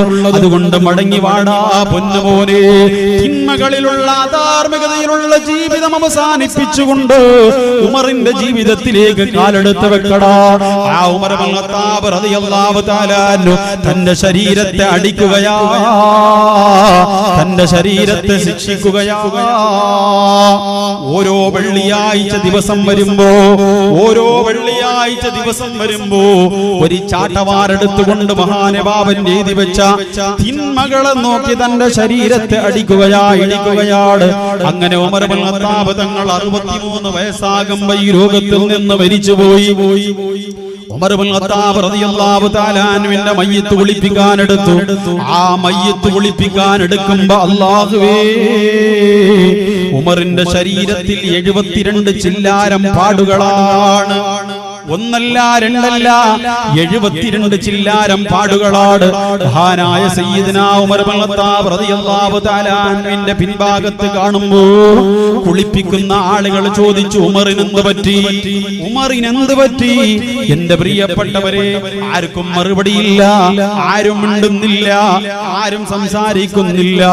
അവസാനമായി ആളുകൾ പറഞ്ഞു, ഉമർ തന്റെ ശരീരത്തെ അടിച്ചതാണ്, ഇടിച്ചതാ, ഉമർ തന്റെ ശരീരത്തെ ശിക്ഷിച്ചതാണ്. തന്റെ ശരീരത്തെ എല്ലാ ദിവസവും ചെയ്യുന്ന തിന്മകളെ എഴുതി വെച്ച് മഹാനായ ഉമർ ഇബ്നുൽ ഖത്താബ് റളിയല്ലാഹു തആല വെള്ളിയാഴ്ച ദിവസം ചാട്ടവാറെടുത്ത് അടിച്ചിടിക്കുമായിരുന്നു എന്ന് അള്ളാന്റെ മഹാന്മാർ പറയാം. അപ്പൊ ചുരുക്കി പറഞ്ഞാൽ, ഒന്നാമതായി നാളെ ഖബറിലേക്ക് നമ്മൾ വിളിക്കുന്നത് നമ്മുടെ ശരീരത്തെയാണ്. ആ ശരീരം മണ്ണ് തിന്നാത്ത ശരീരമാവണമെങ്കിൽ ആ ശരീരം, എന്റെ പ്രിയപ്പെട്ടവരെ, എപ്പോഴും നമ്മൾ പറഞ്ഞല്ലോ, എന്ത് മുട്ടത്തോടി പള്ളിയിൽ ഉസ്താദെ ഒരു ഖബർ കുഴിച്ച് പള്ളി അല്ലെ, പള്ളി പുനർനിർമ്മാണ സമയത്ത് ഇപ്പൊ വെച്ച മയ്യത്ത് പോലെ ഉണ്ട്. എന്ത് ആ മണ്ണിന് എന്തോ കെമിക്കലിന്റെ പവർ ഉണ്ടെന്നാ നിങ്ങൾ വിചാരിച്ച്? അല്ലെങ്കിൽ മണ്ണിന് വല്ല അപാകതയുണ്ടെന്നാണ് നിങ്ങൾ വിചാരിച്ച്? അങ്ങനൊന്നുമല്ല. അവർ ശരീരത്തെ മണ്ണ് തിന്നാത്ത ശരീരമാക്കി ഖബറിന്റെ ഉള്ളിൽ മാറ്റി. അങ്ങനെ മണ്ണ് തിന്നാത്ത ശരീരമാക്കാൻ നമ്മളെ കൊണ്ട് കഴിയും. അല്ലാഹു തൗഫീഖ് ചെയ്യട്ടെ. ഉസ്താദ്, ഞാൻ ഭയങ്കര പാപം ചെയ്തല്ലോ. എത്ര വലിയ പാപം ചെയ്തവനാണെങ്കിലും ഇന്ന് രാത്രി മുതൽ, ഈ സമയം മുതൽ അല്ലാഹുവിലേക്കൊന്ന് മടങ്ങി ഈ പറയുന്ന 2 കാര്യങ്ങളെ നിങ്ങൾ തിറ്റപ്പെടുത്തിയാൽ നാളെ ഖബറിൽ കിടക്കുന്ന മുട്ടത്തോടി പള്ളിയുടെ രാജകുമാരനായി നിങ്ങൾക്ക് കിടക്കാം. നബി മുഹമ്മദ് മുസ്തഫ. എന്താ ഇനി ചെയ്യണ്ടേ? നമ്മുടെ ശരീരത്തെ എങ്ങനെ നന്നാക്കുന്ന ജിമ്മിന് പോയാൽ കഴിയല്ലേ? അല്ല, ജിമ്മിന് പോയാൽ നല്ല ഉഷാറാവും. എന്ത് 6 പാക്ക് പിന്നെ കുറെ ഉണ്ടല്ലേ, 10 പാക്ക് ഉണ്ടാവില്ല. അല്ലെങ്കിൽ കുറെ നടന്നാൽ മതി, 1-1.5 മണിക്കൂർ നടന്നെങ്കിൽ നല്ല ഉഷാറായില്ലേ? എന്റെ തടിയിൽ ഒരു രോഗമില്ല. ഇതല്ല, അള്ളാന്റെ മഹാന്മാർ പറഞ്ഞു 2 മാർഗമാണ്. ചുരുക്കി പറയട്ടെ ഞാൻ. ഒന്നാമത്തെ മാർഗം, നിങ്ങളുടെ ശരീരത്തിന് നിങ്ങളെ ഭക്ഷണം കുറക്കുക. എന്ത്? ശരീരത്തെ നിങ്ങൾ അധികമായും പട്ടിണിക്കിടുക, ഭക്ഷണം കുറക്കണം. ഏത് വിഷയം വേണമെങ്കിൽ ചെല്ലുസ്താതെ അതൊന്ന് കയ്യല, എല്ലാം അത് കയ്യ. കാരണം എന്താ? ഇന്ന് ഫാസ്റ്റ് ഫുഡിന്റെ ലോകമാണ്. ഒരേ ബാലക്കാരിലേക്ക് ഫാസ്റ്റ് വരാം. മുട്ടത്തോടി പള്ളിയുടെ ഖബർസ്ഥാനിലേക്ക് കഴിച്ചോ, പാങ്ങനെ കഴിച്ചോ. ഇപ്പൊ നോക്കൂ, കുറെ വയസ്സന്മാർ ഈ സദസ്സിലുണ്ട്. അവരോട് ചോദിച്ചു, ഫാസ്റ്റ് ഫുഡ് കണ്ടോ? ഇല്ല ഉസ്താദേ, ഞങ്ങൾ എല്ലാം സ്ലോ ഫുഡ് കഴിച്ചേ. നോക്കി ഇപ്പോഴും ബടി പോലെ ഉണ്ട്. ഒരു നിമിഷം, അങ്ങനെയല്ലേ? കുറെ വയസ്സന്മാർ, വയസ്സ് പറഞ്ഞാൽ അങ്ങോട്ട് എത്തണ്ട. 50 കഴിഞ്ഞ ആളുകളോട് ചോദിച്ചു നോക്ക്. പണ്ട് ഒരു വീട്ടിൽ ഒരു നാടൻ കോഴി കറി വെച്ചാൽ ആ വീട്ടിൽ ഒരു പെരുന്നാളിന്റെ ആരവം. ഉറക്കു വരുന്നേ ഒന്ന് പറഞ്ഞല്ലേ? പെരുന്നാളിന്റെ ഒരു ആരവം, ഭയങ്കര സന്തോഷം, എന്തൊരു ഗൗരി അല്ല. പക്ഷെ ഇപ്പോ ഒരു കോഴി ഒരാൾ അല്ലേ? ഏടെ വേണം ഗോൾഡനിലും പോവാം അല്ലേ? ഗോൾഡൻ പോയിന മക്കളെ എല്ലാം ചിരിക്കുന്നുണ്ട്.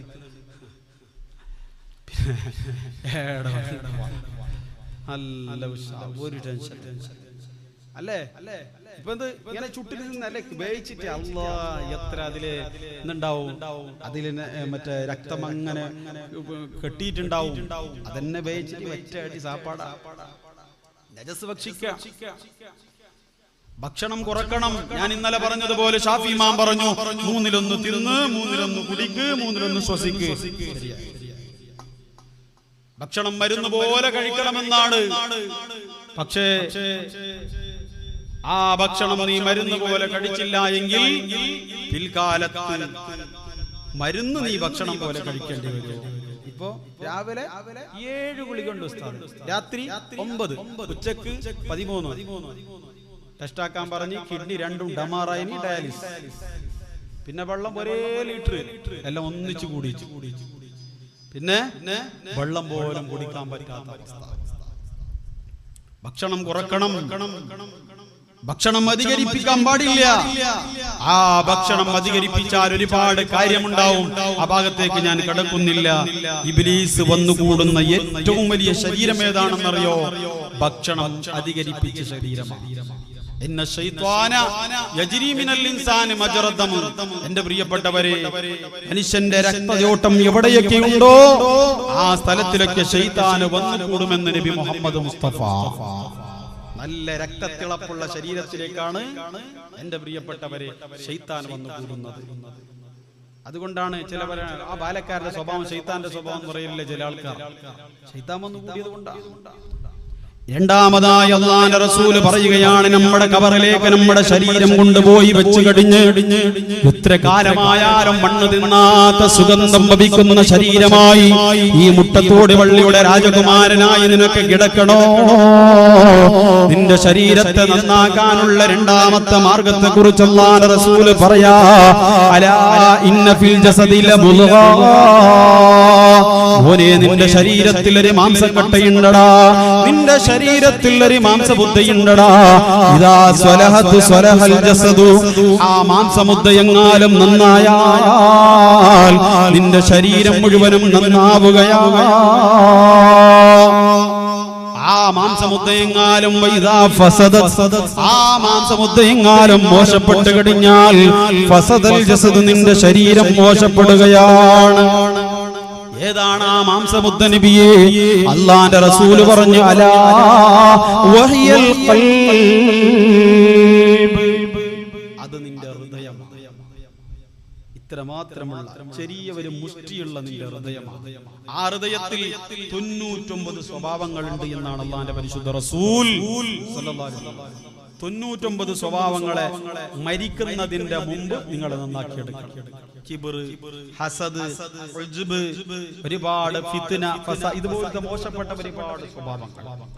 ആ സ്വഭാവങ്ങൾ നിങ്ങൾ മരിക്കുന്നതിന്റെ മുമ്പ് നന്നാക്കിയെടുത്തില്ല എങ്കിൽ ആ 99 സ്വഭാവങ്ങളും ഖബറിൽ വന്ന് പാമ്പുകളായി നിങ്ങളെ കടിച്ചു കീറുമെന്ന് ആദരവായ നബി മുഹമ്മദ് മുസ്തഫ. ആ സ്വഭാവം നമ്മൾ നന്നാക്കണം.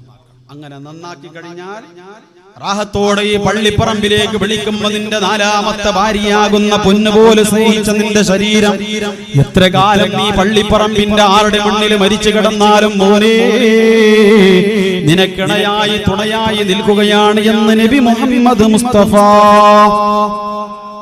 അപ്പൊ ചുരുക്കി പറഞ്ഞാൽ ആ 4ാമത്തെ ഭാര്യ പറഞ്ഞു ഞാൻ വരില്ല.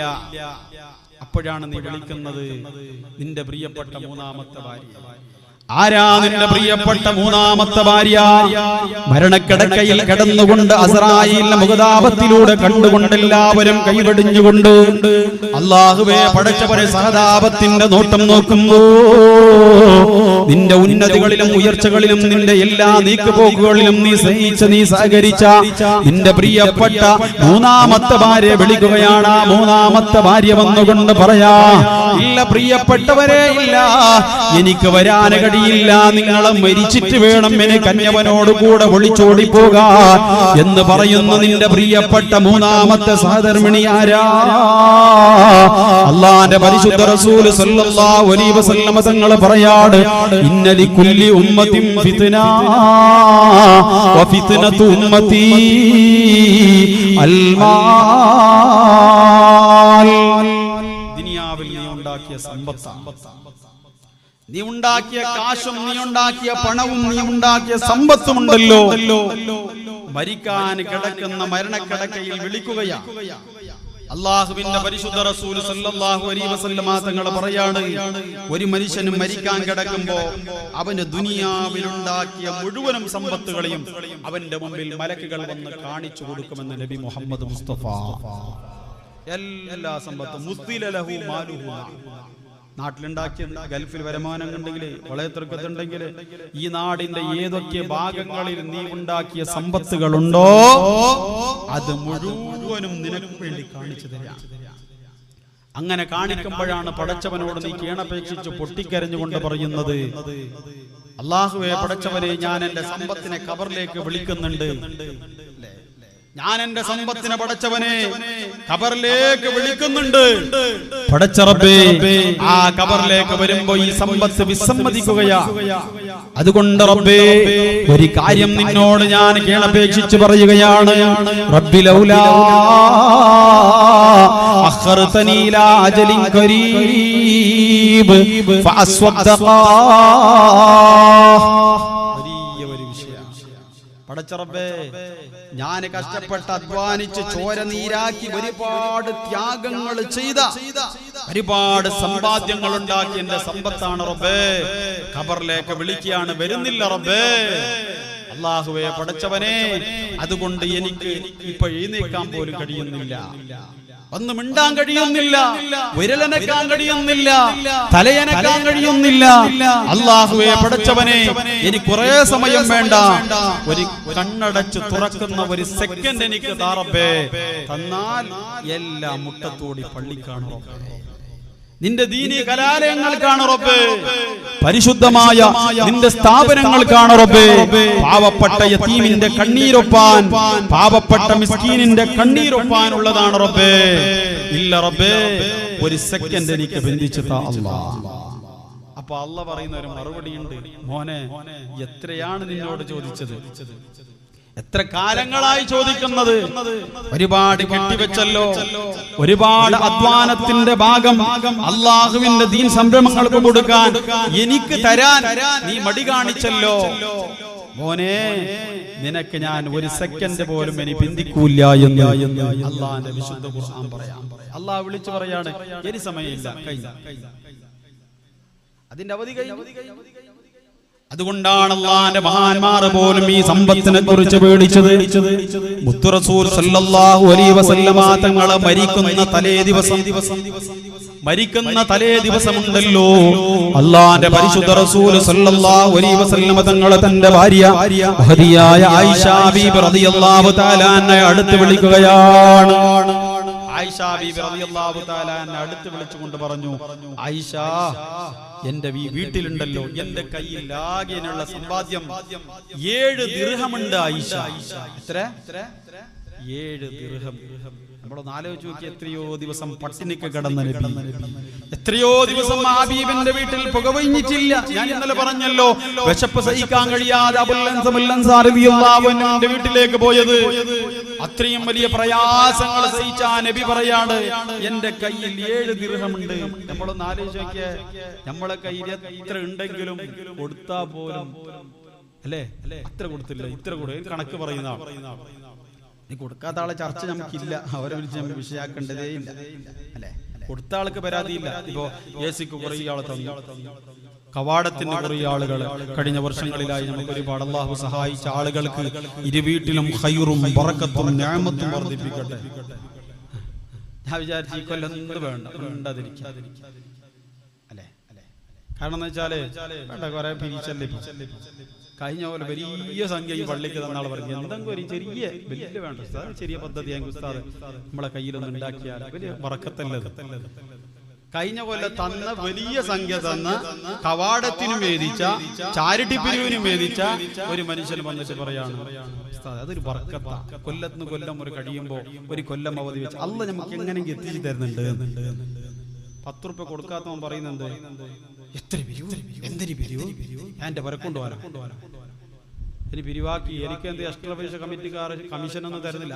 അങ്ങനെ ആരും വിചാരിക്കണ്ട, ഇയാൾ പിരിച്ചു കൊടുത്താൽ കമ്മിറ്റിക്കാർ എക്സ്ട്രാ പൈസ കൊടുക്കുന്നത്, അങ്ങനെ ആരും വിചാരിക്കണ്ട. അങ്ങനെ ഇയാൾ ആവേശത്തിൽ ഇങ്ങനെ പിരിക്കുന്നത് എന്തെങ്കിലും ഒരു അടയാളം. പലരും പറയാറുണ്ടല്ലോ, ഇന്നലെ നമ്മളെ പ്രസിഡന്റ് പറഞ്ഞു, ഇപ്പൊ നെറ്റിലുണ്ട് അല്ലെ, കിടന്നിട്ട് കേൾക്കാം, കിച്ചണിൽ കേൾക്കാം. ഇന്ന് പെണ്ണുങ്ങൾ അധികം ദിക്ർ ചെല്ലുന്നതും തസ്ബീഹ് പറയുന്നതൊക്കെ കിച്ചണിൽ അവരുടെ ഭക്ഷണം പാകം ചെയ്യുമ്പോഴാണ്. അല്ലാഹു ബറക്കത്ത് കൊടുക്കട്ടെ.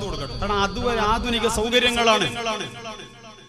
അപ്പോ എന്റെ വയലില്ലെങ്കിലും നമുക്കൊരു പദ്ധതി നടന്നല്ലോ, അതാണ് നമ്മൾ ആലോചിക്കേണ്ടത്. കൊടുത്ത മനുഷ്യന്മാർക്ക് പിന്നെയും ആവേശമാണ് കൊടുക്കുക. കാരണം എന്തേ, അവനറിയാം കൊടുത്തതിന്റെ വില, അവനറിയാം അതിന്റെ മതിപ്പ്.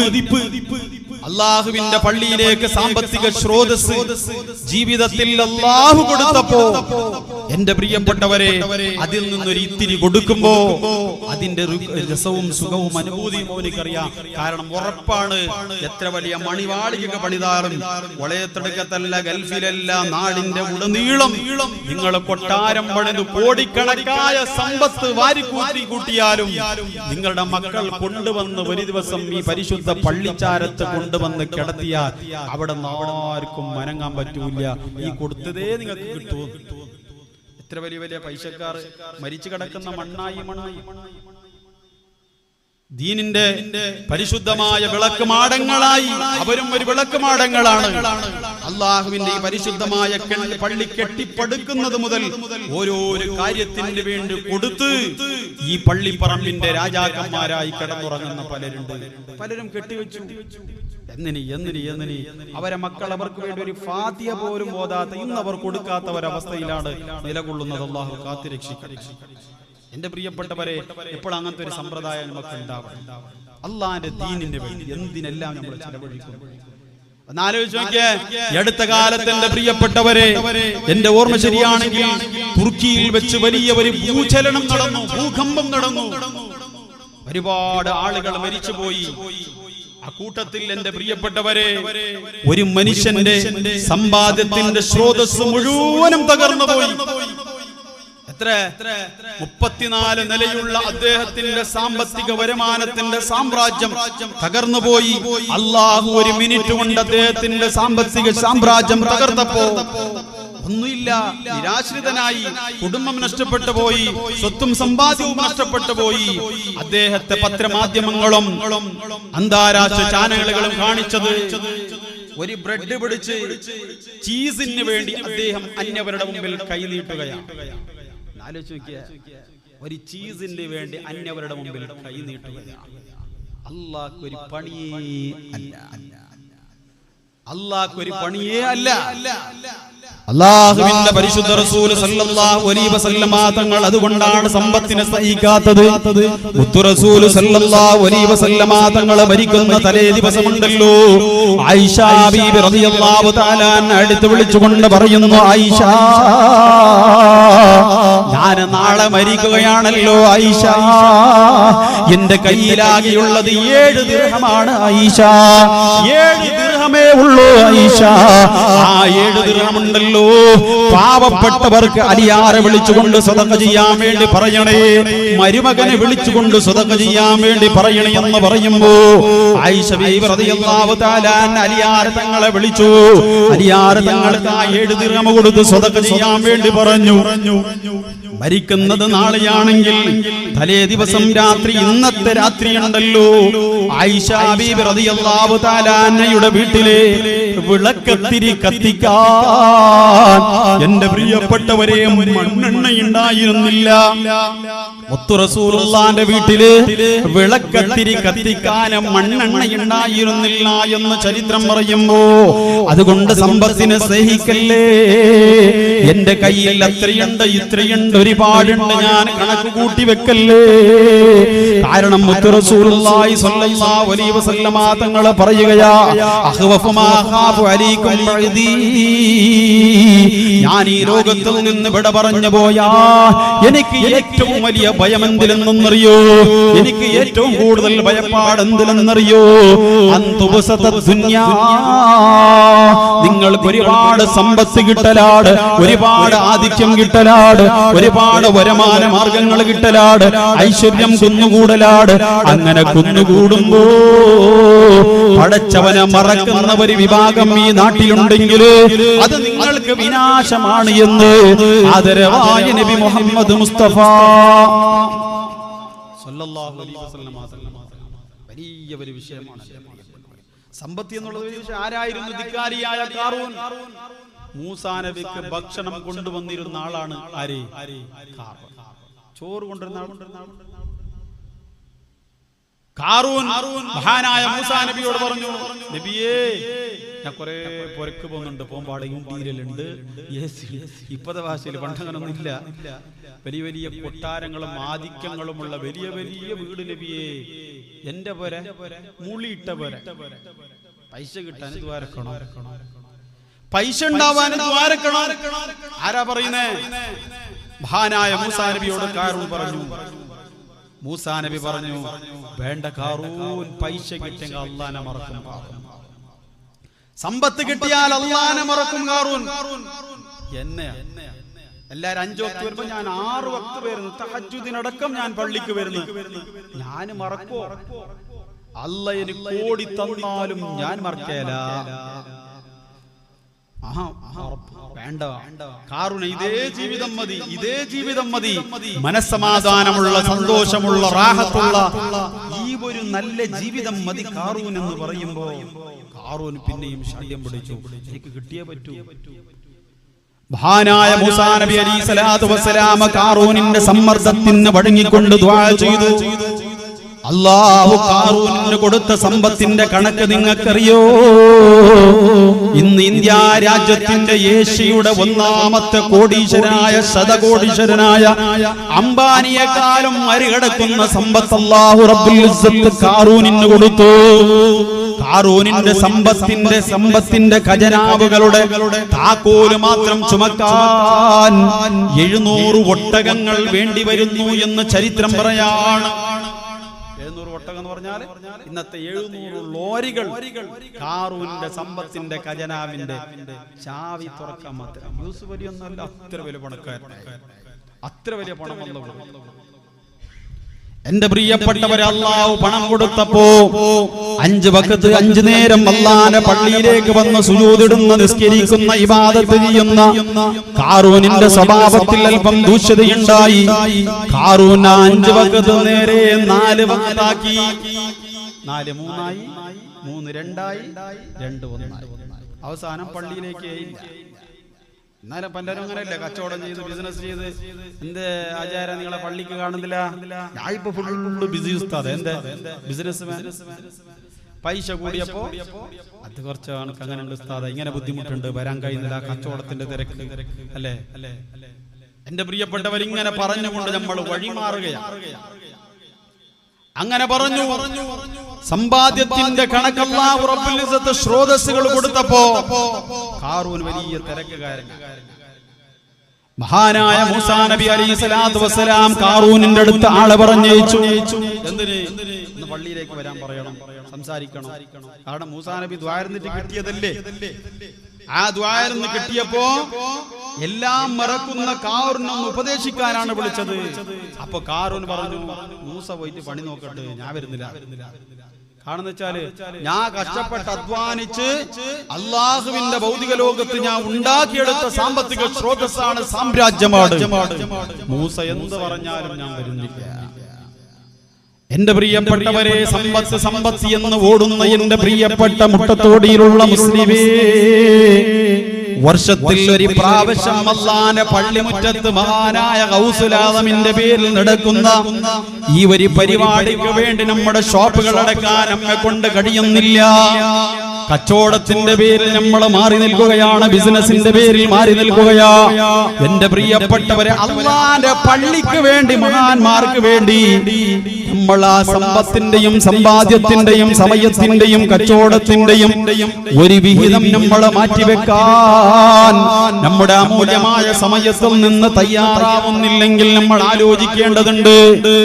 ആ ഖാറൂൻ പറഞ്ഞു, എനിക്ക് വരാൻ കഴിയുന്നില്ല, പണി നോക്കട്ടെ. എന്റെ പ്രിയപ്പെട്ടവരെ, അങ്ങനെ അല്ലാഹു റബ്ബുൽ ഇസ്സത്ത് ഖാറൂനിന് കൊടുത്ത ശിക്ഷ എന്തെന്നറിയോ? അല്ലാഹുവിന്റെ മഹാന്മാർ പറയാണ്, ഖുർആൻ പറയാണ്, ആ ഖാറൂനിനെ സമ്പത്തടക്കം അല്ലാഹു ഭൂമിയെ കൊണ്ട് വിഴുങ്ങിപ്പിക്കുകയാണ്. ഭൂമി വിഴുങ്ങിയത്, ഭൂമി ഖാറൂനെയും അവന്റെ സമ്പത്തിനെയും വിഴുങ്ങിയ. ആലോചിച്ച് നോക്കിയേ, അള്ളാഹ്ക്കൊരു പണിയല്ല. ആരും പൈസ കൊണ്ട് അഹങ്കരിക്കേ വേണ്ട, പൈസ ഇല്ലാഞ്ഞിട്ട് ആരും ബേജാറാവും വേണ്ട. അള്ളാഹ്ക്കൊരു പണിയേ. കഞ്ഞുകുടിക്കാൻ പ്രയാസപ്പെട്ടിരുന്ന 30-40 വർഷത്തിന്റെ മുമ്പുള്ള മുട്ടത്തോടിയുടെ ജനത, മുളിയുടെ വീട്ടിൽ താമസിച്ചിരുന്നവർ, ഉടുതുണിക്ക് മറുതുണി ഇല്ലാത്തവർ, മുളിയിട്ട് ജീവിച്ചിരുന്നവർ, പാടത്ത് പണിയെടുത്ത് കഷ്ടപ്പെട്ട് അധ്വാനിച്ച് ജീവിച്ചിരുന്നവർ, ഒരു വലിയ കാടായിരുന്ന ഈ നാടുണ്ടല്ലോ, ഇന്ന് ഏറ്റവും വലിയ സന്തോഷത്തിന്റെ, സമാധാനത്തിന്റെ, ഏറ്റവും വലിയ അല്ലാഹു തന്ന സാമ്പത്തിക സ്രോതസ്സിന്റെ നാടാവുമ്പോ അല്ലാഹനെ മറക്കല്ല മുസ്ലിമേ, വന്ന വഴി മറക്കല്ല മുസ്ലിമേ. ഒരിക്കലും മറക്കണ്ട, വന്ന വഴി ആരും മറക്കണ്ട. നമ്മളെപ്പോഴും മറക്കാൻ പാടില്ല. എത്ര വലിയ ആളായാലും, എത്ര വലിയ പദവികളിലേക്ക് എത്തിയാലും നമ്മൾ വന്ന വഴി മറക്കാനേ പാടില്ല. അത് നമുക്ക് അപകടമാണ്. തീർച്ചയായിട്ടും നമുക്കത് അപകടം. റസൂൽ പറഞ്ഞില്ലേ, സമ്പത്ത് സമ്പത്ത് സമ്പത്ത് പറഞ്ഞ് അഹങ്കരിക്കണ്ട. കാരണം എന്ത്? യബ്ന ആദം മാലി മാലി ഫഹല്ലക യബ്ന ആദം മിൻ മാലിക്. നിന്റെ സമ്പത്തിൽ നിന്ന് എനിക്ക് എന്ത് ചെയ്യാൻ കഴിയും?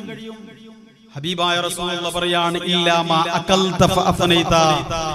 ഒന്ന്, പൈസ നിങ്ങളെ കയ്യിലുണ്ട്, ജോലിക്ക് പോയി അധ്വാനിച്ച് ബിസിനസ് ചെയ്ത് ഒരുപാട് കഷ്ടപ്പാടുകൾ അനുഭവിച്ച് നിങ്ങൾക്ക് ഒന്നിരിക്കലോ എന്ത് ചെയ്യാം? അല്ലാഹുവിന്റെ പരിശുദ്ധ റസൂൽ സല്ലല്ലാഹു അലൈഹി വസല്ലം തങ്ങൾ പറയുകയാണ്, യബ്ന ആദം മാലി മാലി ഫഅല്ലക മിൻ അബ്ന ആദം മിൻ മാലിക് ഇല്ലാ മാ അകൽത ഫഅഫനൈത. നീ തിന്ന് നശിപ്പിച്ചതല്ലാതെ നിനക്കില്ല.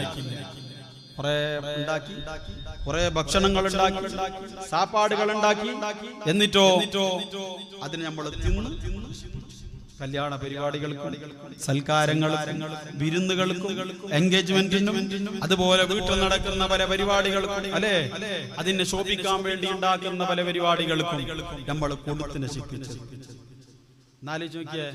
നമ്മൾ ചെലവാക്കിയത്. രണ്ടാമതായി നീ ധരിച്ച് നശിപ്പിച്ചത്. ഡ്രസ് പെരുന്നാളിന്, ഈ പെരുന്നാളിന് ഇട്ട ഡ്രസ് മറ്റു പെരുന്നാളിനെ പറ്റുന്നില്ല. കല്യാണത്തിന് ഒരു ഡ്രസ്സാണെങ്കിൽ മൈലാഞ്ചിക്ക് ഒരു ഡ്രസ്സാണ്, മൈലാഞ്ചിക്കിട്ട ഡ്രസ് നിക്കാഹിന് പറ്റുന്നില്ല, നിക്കാഹിനിട്ട ഡ്രസ് മഞ്ഞമംഗലത്തിന് പറ്റുന്നില്ല. ഇങ്ങനെ പല നിലക്കുള്ള വസ്ത്രങ്ങൾ, അല്ലെ. ഇതിന്റെ ബില്ല് ടെക്സ്റ്റൈൽസിൽ പോകുമ്പോ സുബ്ഹാനല്ലാഹ് ഭീമമായ ചെലവ്. ഒരുപാട് പൈസ. മൂന്നാമതായി അല്ലാഹുവിന്റെ റസൂൽ പറയുകയാണ് ഔ തസദ്ദഖത ഫഅംലൈതാ ഔ തസദ്ദഖത ഫഅംലൈതാ. നീ സ്വതക കൊടുത്ത് ചെലവഴിച്ചത്, നീ സ്വതക ചെയ്ത് ചെലവഴിച്ചത്, ഈ സ്വതക ചെയ്ത് ചെലവഴിച്ച ഈ 3 കാര്യങ്ങളല്ലാതെ നിന്റെ സമ്പത്ത് കൊണ്ട് നിനക്കൊന്നും ചെയ്യാൻ പറ്റൂല. ഈ 3 കാര്യങ്ങളാണ് ഒരാളുടെ കയ്യിൽ പൈസ ഉണ്ടെങ്കിൽ ചെയ്യാൻ പറ്റില്ല. ഒന്ന് കൊടുത്ത്, ഒന്ന് തിന്ന് നശിപ്പിച്ചത്, ധരിച്ച് നശിപ്പിച്ചത്, പിന്നൊന്ന് കൊടുത്ത് ചെലവാക്കി അള്ളാന്റെ മാർഗത്തിലായി നമ്മൾ കിട്ടിയത്. ഈ 3 കാര്യത്തിനല്ലാതെ നമ്മളെ പൈസ നമുക്ക് വിനിയോഗിക്കാൻ പറ്റൂല. എന്നാൽ ഈ 3 കാര്യത്തിൽ നിന്ന് നമുക്ക് ഉപകരിക്കുന്നത്, ആരാരുമില്ലാത്ത മണ്ണറക്കൂടിലേക്ക് എത്തുന്നത് നമ്മുടെ സമ്പത്തിന്റെ നമ്മൾ കൊടുത്തു ബാക്കി വെച്ചതാണ്. ആ സമ്പത്തിനെ കുറിച്ചാണ് അല്ലാഹുവിന്റെ റസൂൽ പറഞ്ഞത്. നിങ്ങൾ പള്ളിക്ക് കൊടുത്തപ്പോ, പാവപ്പെട്ട യതീമിന് കൊടുത്തപ്പോ, പാവപ്പെട്ട മിസ്കീനിന് കൊടുത്തപ്പോ, അല്ലാഹുവിന്റെ ദീനീ കലാലയങ്ങൾക്ക് കൊടുത്തപ്പോ, മദ്രസകൾക്ക് കൊടുത്തപ്പോ, പാവപ്പെട്ട യതീമക്കൾക്ക് കൊടുത്തപ്പോ അല്ലാഹു റബ്ബുൽ ഇസ്സത്ത് നിങ്ങളുടെ അക്കൗണ്ടിൽ ബാക്കി വെക്കുകയാണ്. എന്റെ പ്രിയപ്പെട്ടവരെ, മായാതെ മറയാതെ ആ സമ്പത്ത് അങ്ങനെ നിലകൊള്ളുമ്പോ, ആ സമ്പത്ത് നിന്റെ വീട് വിട്ടിറങ്ങി വരുമ്പോ, ആ സമ്പത്ത് നാളെ മരിക്കാൻ കിടക്കുന്ന നിന്നോട് പറയുകയാണ്, പേടിക്കണ്ട മോനെ, ടെൻഷൻ അടിക്കണ്ടടാ, പ്രയാസപ്പെടണ്ടടാ.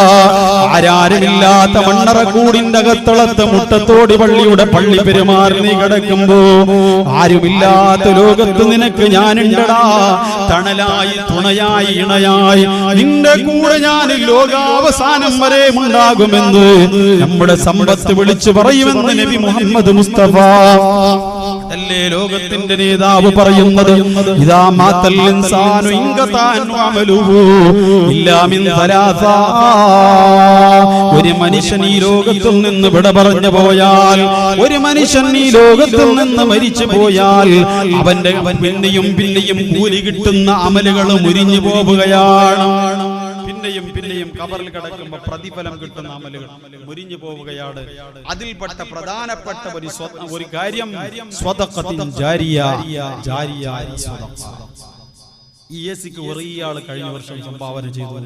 നിങ്ങൾ മരിച്ചു കിടന്നാലും അള്ളാഹുവിന്റെ പള്ളി പ്രകാശിപ്പിച്ചതിന് പകരം അത് ലോകാവസാനം വരെ നിങ്ങളെ തണുപ്പിക്കുന്ന സാധനം.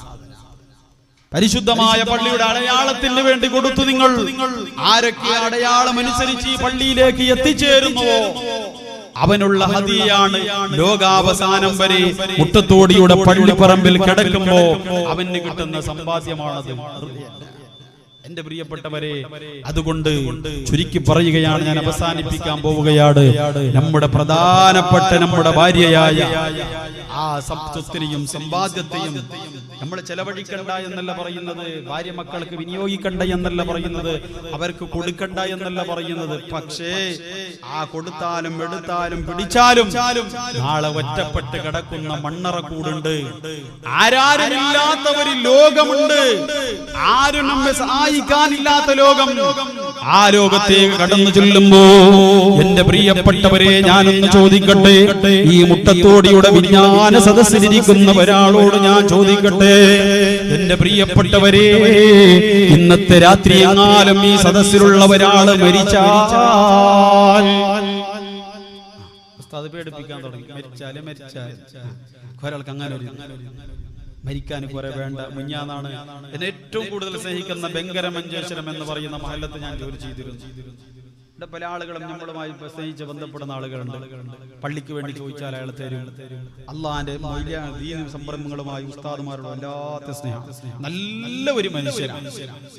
ആ മനുഷ്യൻ ആഫിയത്തുണ്ട്, ആരോഗ്യമുണ്ട്, വലിയ പ്രായാധിക്യമൊന്നുമില്ല, ഒരു ഷുഗറോ പ്രഷറോ ഒരു ഗുളിക പോലും ജീവിതത്തിൽ കഴിക്കാത്ത മനുഷ്യനാണ്. പെട്ടെന്ന് രാവിലെ എഴുന്നേറ്റ് അദ്ദേഹം കുഴഞ്ഞു വീണു. വിളിക്കാറുണ്ട്, അദ്ദേഹം സംസാരിക്കാറുണ്ട്. 2 ദിവസത്തിന്റെ മുമ്പ് ഈ നാട്ടിലേക്ക് നിങ്ങളെ കാണുന്നില്ലല്ലോ സാറേ, ഈ ഭാഗത്ത് പരിപാടിക്ക് പോകുമ്പോൾ നമ്മുടെ വീട്ടിലേക്ക് കയറണമെന്ന് പറഞ്ഞ മനുഷ്യനാ. എന്റെ പ്രിയപ്പെട്ടവരെ, കഴിഞ്ഞ ശനിയാഴ്ചയാണ് ഈ സംഭവം.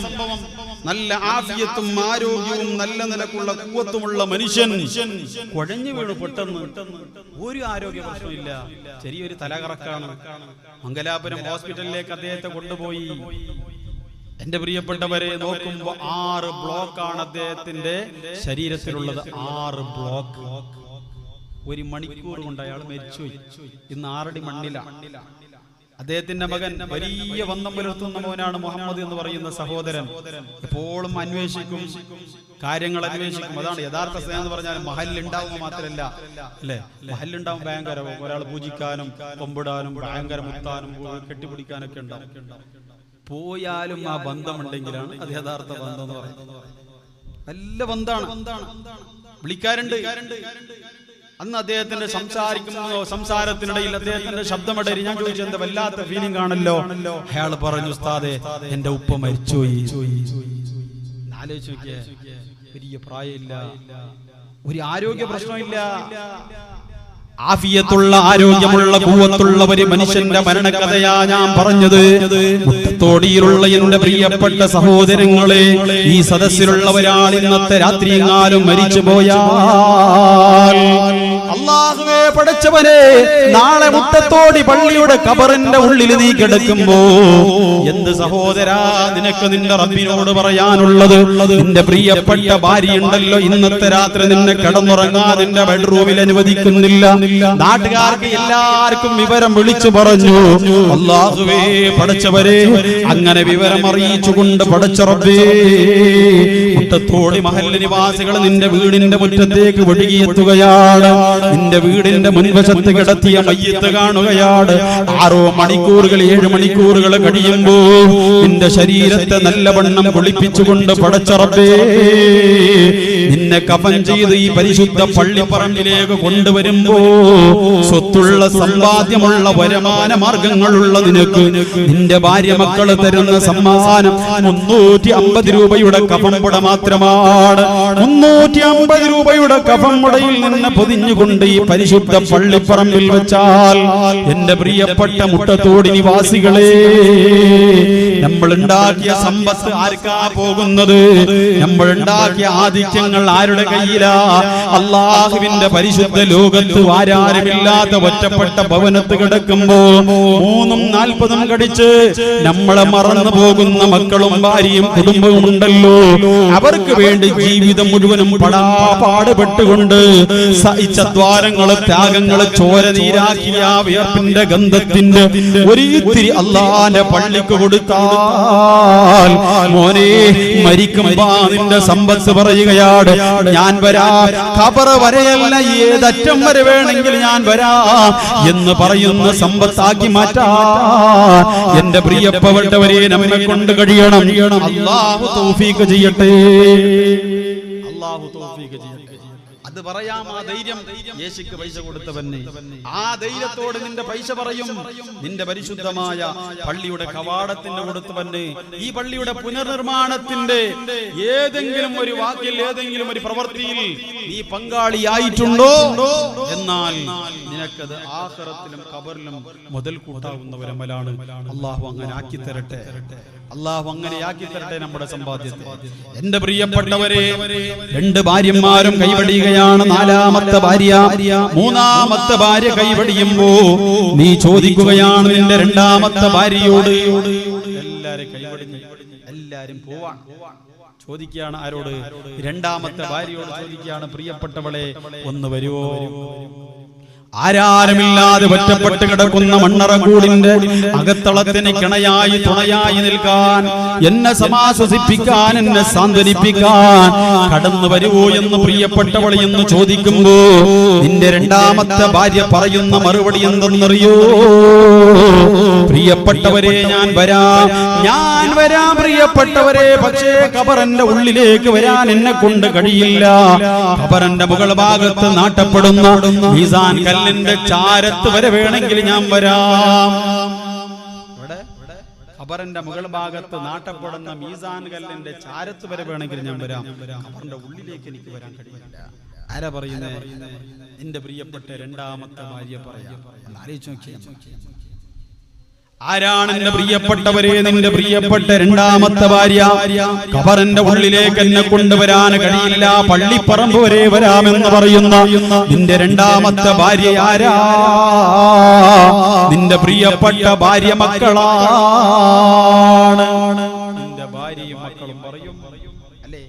മരിക്കാൻ കിടക്കുമ്പോ, മരണക്കിടക്കയിൽ നമ്മളിങ്ങനെ കിടക്കുമ്പോ ഭാര്യ വന്ന് കരയും, മക്കൾ വന്ന് പറയും, കൂടപ്പുറപ്പുകൾ വന്ന് കരയും, എല്ലാരും കരഞ്ഞുകൊണ്ട് നിലവിളിക്കുമ്പോ എന്റെ പ്രിയപ്പെട്ടവരെ നമ്മൾ അറിയാതെ ചോദിക്കാണ്, വരുവോ മോളെ, വരുവോ മോനെ, വരേ പ്രിയപ്പെട്ടവളെ. വരാൻ കഴിയില്ല. അങ്ങനെ വരാൻ കഴിയുന്ന പ്രിയപ്പെട്ട മക്കളാക്കി, ഭാര്യയാക്കി നമ്മുടെ മക്കളെയും ഭാര്യയും നമ്മൾ ഉണ്ടാക്കിയെടുക്കണം. അല്ലാഹു തൗഫീഖ് ചെയ്യട്ടെ. അതിനെന്താ മാർഗം?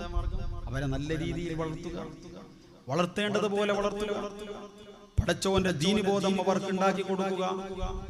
എത്ര കാലം ഖബറിന്റെ കത്തളത്തിൽ നമ്മൾ കിടന്നാലും പടച്ചവനെ എന്റെ ഭർത്താവ് ഖബറിലാണല്ലോ അല്ലാ, എന്റെ പ്രിയപ്പെട്ട ഭർത്താവ്, എന്റെ പ്രിയപ്പെട്ട വാപ്പ, എന്റെ പ്രിയപ്പെട്ട ഉമ്മ ഖബറിലാണല്ലോ അല്ലാ എന്ന് പൊട്ടിക്കരയുന്ന മക്കളെ ഉണ്ടാക്കിയെടുക്കാൻ എന്റെ മുട്ടത്തോടി നിവാസികളെ നിങ്ങളെ കൊണ്ട് കഴിഞ്ഞാൽ ആ കഴിയലിനാണ് ഈ പറയുന്നത്. എന്റെ പ്രിയപ്പെട്ടവരെ നമ്മൾ ആറടി മണ്ണിലെ രക്ഷപ്പെടുകയാണ്. എപ്പോഴും നമുക്ക് വേണ്ടി ദുആ ചെയ്യുന്ന മക്കൾ, എപ്പോഴും നമുക്ക് വേണ്ടി സ്വതക്ക ചെയ്യുന്ന മക്കൾ, എപ്പോഴും നമ്മുടെ ഖബറിന്റെ അടുത്ത് വന്ന് യാസീൻ ഓതുന്ന മക്കൾ, നമുക്ക് അങ്ങനെ ഒരു ശീലം വേണം. എന്റെ പ്രിയപ്പെട്ട, നമ്മൾ മരിച്ചാലും നമ്മുടെ മക്കൾ നമ്മളെ ഓർക്കണമെങ്കിൽ വെള്ളിയാഴ്ച പള്ളിക്ക് വരുമ്പോ നമ്മുടെ പ്രിയപ്പെട്ട മക്കൾ പള്ളിയിലേക്ക് വന്ന് നേരെ സലാം വീട്ടി ഉടനെ ഓടലല്ല, മറിച്ച് ആ പ്രിയപ്പെട്ട മക്കളുടെയും വിരൽത്തുമ്പ് പിടിച്ചുകൊണ്ട് നിന്റെ അന്തിയുറങ്ങുന്ന വാപ്പയുടെയും ഈ പരിശുദ്ധ പള്ളിപ്പറമ്പിൽ അന്തിയുറങ്ങുന്ന ഉമ്മയുടെയും ഇവിടെ അന്തിയുറങ്ങുന്ന പ്രിയപ്പെട്ട കബറാളികളുടെയും പരിശുദ്ധ ഖബറിന്റെ ചാരത്ത് കൊണ്ടുപോയി ആ പ്രിയപ്പെട്ടവർക്ക് ഇത് എന്റെ വാപ്പയാണ്, ഇതെന്റെ ഉമ്മയാണ്, ഇതെന്റെ പ്രിയപ്പെട്ടവരാണ് എന്ന് പറഞ്ഞ് അവർക്കൊരു സലാം പറയിപ്പിക്കാൻ നീ പറയുന്ന അവിടുത്തെ ദുആയിൽ ഒരു ഫാത്തിഹയിൽ അവരെ പങ്കാളികളാക്കാൻ നിന്നെ കൊണ്ട് കഴിഞ്ഞാൽ നാളെ നീയും മരിച്ചു കിടക്കുമ്പോ നിന്റെ പ്രിയപ്പെട്ടവർ ആറടി മണ്ണിന്റെ കത്തളത്ത് കിടക്കുന്ന നിനക്ക് വേണ്ടി സലാം പറയാനും ദ്വാരക്കാനും നിനക്ക് വേണ്ടി ഫാത്തിഹ ഓതാനും നിനക്ക് വേണ്ടി എല്ലാ കർമ്മങ്ങളും ചെയ്യാനും ആ മക്കൾ ഉണ്ടാകുമെന്ന് നബി മുഹമ്മദ് മുസ്തഫ. നമ്മൾ എത്ര പേര് ചെയ്യുന്നവരാ? നമ്മുടെ ഉമ്മ പറഞ്ഞില്ലേ, നമ്മുടെ വാപ്പ പറഞ്ഞില്ലേ, മരണക്കിടക്കയിൽ കിടന്നുകൊണ്ട് നിന്റെ വാപ്പ നിന്നെ വിളിച്ചിട്ടുണ്ട്, നിന്റെ പ്രിയപ്പെട്ട ഉമ്മ നിന്നെ വിളിച്ചിട്ടുണ്ട്. അല്ലാഹുവേ ഒന്ന് ഓർത്തു നോക്കൂ, എന്റെ പ്രിയപ്പെട്ടവരെ 40 വർഷം മുമ്പ് മരിച്ചു പോയ ഉമ്മ, 20 വർഷം മുമ്പ് മരണപ്പെട്ടു പോയ ഉമ്മ, 10 വർഷങ്ങൾക്ക് മുമ്പ് മരിച്ചു പോയ വാപ്പയും ഉമ്മയുമുള്ള, അല്ലെങ്കിൽ 2 വർഷത്തിനും അടുത്ത കാലത്തോ മരിച്ചുപോയി ഈ പരിശുദ്ധ പള്ളിപ്പറമ്പിൽ കിടക്കുന്ന വാപ്പയും ഉമ്മയുമുള്ള എന്റെ പ്രിയപ്പെട്ട സഹോദരാ, ഒന്ന് ആലോചിക്കോ, ഒന്ന് ചിന്തിക്കോ. ആ പ്രിയപ്പെട്ടവരും നിങ്ങളെ വിളിച്ചിട്ടുണ്ട്, ആ പ്രിയപ്പെട്ടവരും നിങ്ങളെ അടുത്ത് വിളിച്ചുകൊണ്ട് പറഞ്ഞിട്ടുണ്ട്, മോരേ ആരാരുമില്ലാതെ ഒറ്റപ്പെട്ട് കിടക്കുന്ന മണ്ണറ കൂടിൽ ഞാൻ പോകുന്നവനാ, പ്രയാസങ്ങളുള്ള ഖബറാ, യാതനകളുള്ള ഖബറാ, തിരിയാനും അറിയാനും ചരിയാനും പറ്റാത്ത ഖബറാ, ഇരുളിന്റെ കൂടിറയിലാണ് മോനെ ഞാൻ അകം കിടക്കുന്നത്. അമ്മിഞ്ഞ പാല് തന്ന ചോറ് വാരി തന്ന നിന്നെ മാരടത്തിലേക്ക് ചേർത്ത നിന്റെ എല്ലാ സന്തോഷങ്ങളിലും നിനക്ക് തുണയായി നിന്ന നിന്റെ പ്രിയപ്പെട്ട ഉമ്മ പറഞ്ഞിട്ടുണ്ടടാ, മോനെ മോനെ ഞാൻ മരണപ്പെട്ട് മുട്ടത്തോടി പള്ളിയുടെ പള്ളിപ്പറമ്പിൽ കിടക്കുമ്പോ എനിക്കിണയായി തുണയായി വരുവോ, എന്റെ ഖബറിന്റെ അടുത്ത് ചൊല്ലോ, എനിക്ക് വേണ്ടി ദുആ ചെയ്യൂ, എനിക്ക് വേണ്ടി യാസീൻ ഓതോ, എനിക്ക് വേണ്ടി സ്വതഖ ചെയ്യുമല്ലോ എന്ന് വസിയത്തുകളെ പറഞ്ഞു വിടന്നു പോയ നിന്റെ പ്രിയപ്പെട്ട ഉമ്മ ഈ മുട്ടത്തോടി പള്ളിയുടെ പള്ളിപ്പറമ്പിൽ കിടക്കുമ്പോ ഒരു വെള്ളിയാഴ്ച പോലും നമുക്ക് തിരിഞ്ഞു നോക്കാൻ കഴിയുന്നില്ല. നിനക്ക് വേണ്ടി കഷ്ടപ്പെട്ട, നിനക്ക് വേണ്ടി ചോരനീരാക്കിയ, നിനക്ക് വേണ്ടി അധ്വാനിച്ച, നിനക്ക് വേണ്ടി പാടത്ത് പണിയെടുത്ത് കഷ്ടപ്പെട്ട് അധ്വാനിച്ച് കഞ്ഞി വെള്ളം കുടിച്ചു ചോറ് വാരി തന്ന നിന്റെ പ്രിയപ്പെട്ട ഉമ്മ,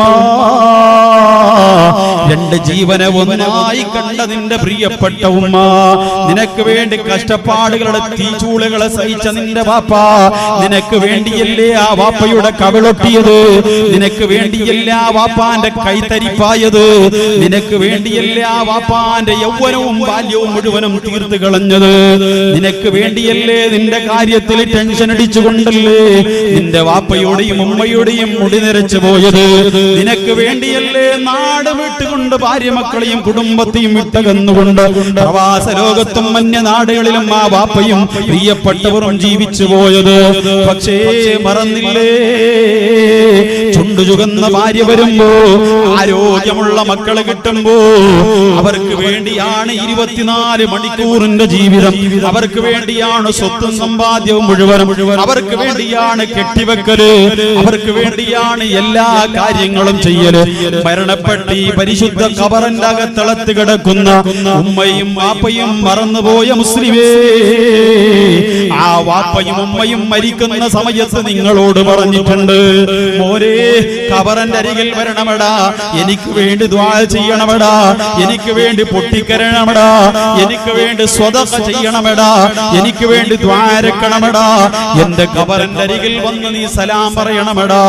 എന്നിട്ടോ നിങ്ങൾ കടന്നു ചെല്ലുന്നില്ല. ഒരു വെള്ളിയാഴ്ച അവർക്ക് വേണ്ടി പ്രാർത്ഥിക്കുന്ന രണ്ടാമത്തെ ദ്വായിനിരിക്കാൻ പോലും നമ്മൾക്ക് തിരക്കാട്. പാവപ്പെട്ട ഉമ്മ, പാവപ്പെട്ട ബാപ്പ, നിങ്ങൾ എഴുന്നേറ്റ് പോകുന്നത് കാണുന്നുണ്ട് മുസ്ലിമേ. ദൈനംദിനം അവരുടെ റൂഹുകളുണ്ടല്ലോ, ഖബറിൽ കിടക്കാൻ വയ്യാതെ പാവപ്പെട്ട വാപ്പയുടെയും ഉമ്മയുടെയും റൂഹുകള് നിങ്ങളുടെ വീടിന്റെ ഉമ്മരപ്പടിയിൽ കടന്നു വരികയാണ്. നീ എന്തോ ഒരു സന്തോഷത്തിലാ, നീ എന്തോ ഒരു ആനന്ദത്തിലാ, നീ എന്തോ ഒരു സുഖലോലുപതയിലാ. ഭാര്യയുണ്ട്, 2 മക്കളുണ്ട്. ഉസ്താദേ, എന്റെ ഫാമിലി ഹാപ്പിയാണ്, എന്റെ ഫാമിലി ഹാപ്പിയാണ്, ഒരു പ്രശ്നമില്ല ഉസ്താദ്, ഒരു ബേജാറില്ല ഉസ്താദ്, ഞങ്ങള് സന്തോഷത്തിലാ, ഞങ്ങള് സുഖലോലുപതയിലാണെന്ന് പറഞ്ഞ് വീട്ടിൽ പൊട്ടിച്ചിരിക്കുമ്പോ, വീട്ടിൽ സന്തോഷം കൊള്ളുമ്പോ നിന്റെ വാപ്പയും ഉമ്മയും ഉണ്ടല്ലോ, മുട്ടത്തോടിയുടെ ഖബറിന്റെ അകത്തളത്ത് കിടക്കാൻ വയ്യാതെ വസിയത്ത് ചെയ്ത വാപ്പയും അമ്മയും ഉണ്ടല്ലോ, വീടിന്റെ കഥ മുട്ടിക്കൊണ്ട് ദൈനംദിനം പറയുന്ന വാചകം എന്തെന്നറിയോ? യാ അഹ്ലീ വയാ അഖാരിബീ വയാ മൻ സകനൂ ബുയൂതനാ വയാ മൻ ലബിസൂ സിയാബനാ ഹൽ മിൻകും മിൻ അഹദി യദ്കുറുനാ വയതഫക്കറുനാ. ഓരേ നിന്നബി പൊന്നു പോലെ നോക്കിയ വാപ്പയാണടാ, അങ്ങിങ്ങ പാല് തന്ന ഉമ്മയാണടാ. മുട്ടത്തോടി പള്ളിയുടെ ഖബർസ്ഥാനിൽ നിങ്ങൾക്ക് കിടക്കാൻ കഴിയുന്നില്ല, വസിയത്ത് ചെയ്തു പോയി, നിന്നോട് കീണപേക്ഷിച്ചു മരണക്കിടക്കയിൽ കിടക്കുമ്പോ നീ പറഞ്ഞു ചെയ്യാം, പക്ഷേ 3 കഴിഞ്ഞ് 40 കഴിഞ്ഞ് ആ ഭാഗത്തേക്ക് തിരിഞ്ഞു നോക്കാത്ത മോനെ, ഖബറാളിയായ വാപ്പയും ഉമ്മയും ഉണ്ടല്ലോ, വീടിന്റെ കഥ മുട്ടി പറയുകയാ, മോനെ ഞങ്ങൾ ഉണ്ടാക്കിയ വീട്ടിലാ താമസിക്കുന്നത്, എന്റെ സ്വന്തവകാശമെടുത്ത് പറമ്പിലാ നീ വീട് പണിതത്, എന്റെ സമ്പാദ്യത്തിന്റെ വിഹിതത്തിലാ ഈ നിലക്ക് നീ എത്തിയത്. മോനെ ഹൽ മിൻകും മിൻ അഹദി യദ്കുറുനാ, മോനെ ഞങ്ങളെ ഓർക്കാൻ, ഞങ്ങളെ സ്മരിക്കാൻ, ഞങ്ങൾക്ക് വേണ്ടി ദുആ ചെയ്യാൻ, വയതസദ്ദഖു അലൈനാ. ഖബറിന്റെ ഒറ്റപ്പെട്ട് കിടക്കുന്ന ഇരുളറയിലുണ്ടല്ലോ പൊന്നുപോലെ, അവിടെ AC ഇല്ല, നീ AC റൂമിൽ കിടക്കുന്നവനാ. മോനെ അവിടെ വെളിച്ചമില്ല, നീ വെളിച്ചത്തിൽ കിടക്കുന്നവനാ. വെട്ടത്തിരിയില്ലാത്ത ആ ഇരുളറ ഇടുങ്ങിയ കൂടിലുണ്ടല്ലോ, ഞങ്ങൾക്കൊന്ന് പ്രകാശമാവാ, ഞങ്ങളുടെ ഖബർ വിശാലമാവാന് സ്വതക്ക ചെയ്യോ. നിന്റെ ഔദാര്യമല്ല ഞാൻ ചോദിക്കുന്നത്, ഞങ്ങൾ തന്ന, ഞങ്ങളെ ബാക്കി വെച്ച് ഒന്നും കൊണ്ടുപോവാതെ 350 രൂപയുടെ കഫമുടയിലല്ലടാ മുട്ടത്തോടി പള്ളിയുടെ ഖബർസ്ഥാനിൽ ഞങ്ങളെ കൊണ്ടുപോയി നീ മറമാടിയത്. ബാക്കി വെച്ച ഒരുപാട് സ്വത്ത് സമ്പാദ്യങ്ങളുണ്ടല്ലോ, അതിൽ നിന്നൊരിത്തിരി തരാ മോരേ അള്ളാന്റെ പള്ളിക്ക് കൊടുത്ത്, അള്ളാന്റെ ഭവനങ്ങൾക്ക് കൊടുത്ത് ഞങ്ങളുടെ ഖബർ പ്രകാശിപ്പിക്കാൻ നിന്നെ കൊണ്ട് കഴിയോ എന്ന് എല്ലാ ദിവസവും മഗ്രിബ് സമയത്ത് നിന്റെ വാപ്പയും അമ്മയും മുട്ടത്തോടി പള്ളിയുടെ ഖബർസ്ഥാനിൽ നിന്ന് വന്ന് നിന്നോട് കീഴപേക്ഷിക്കുമെന്ന് നബി മുഹമ്മദ് മുസ്തഫ.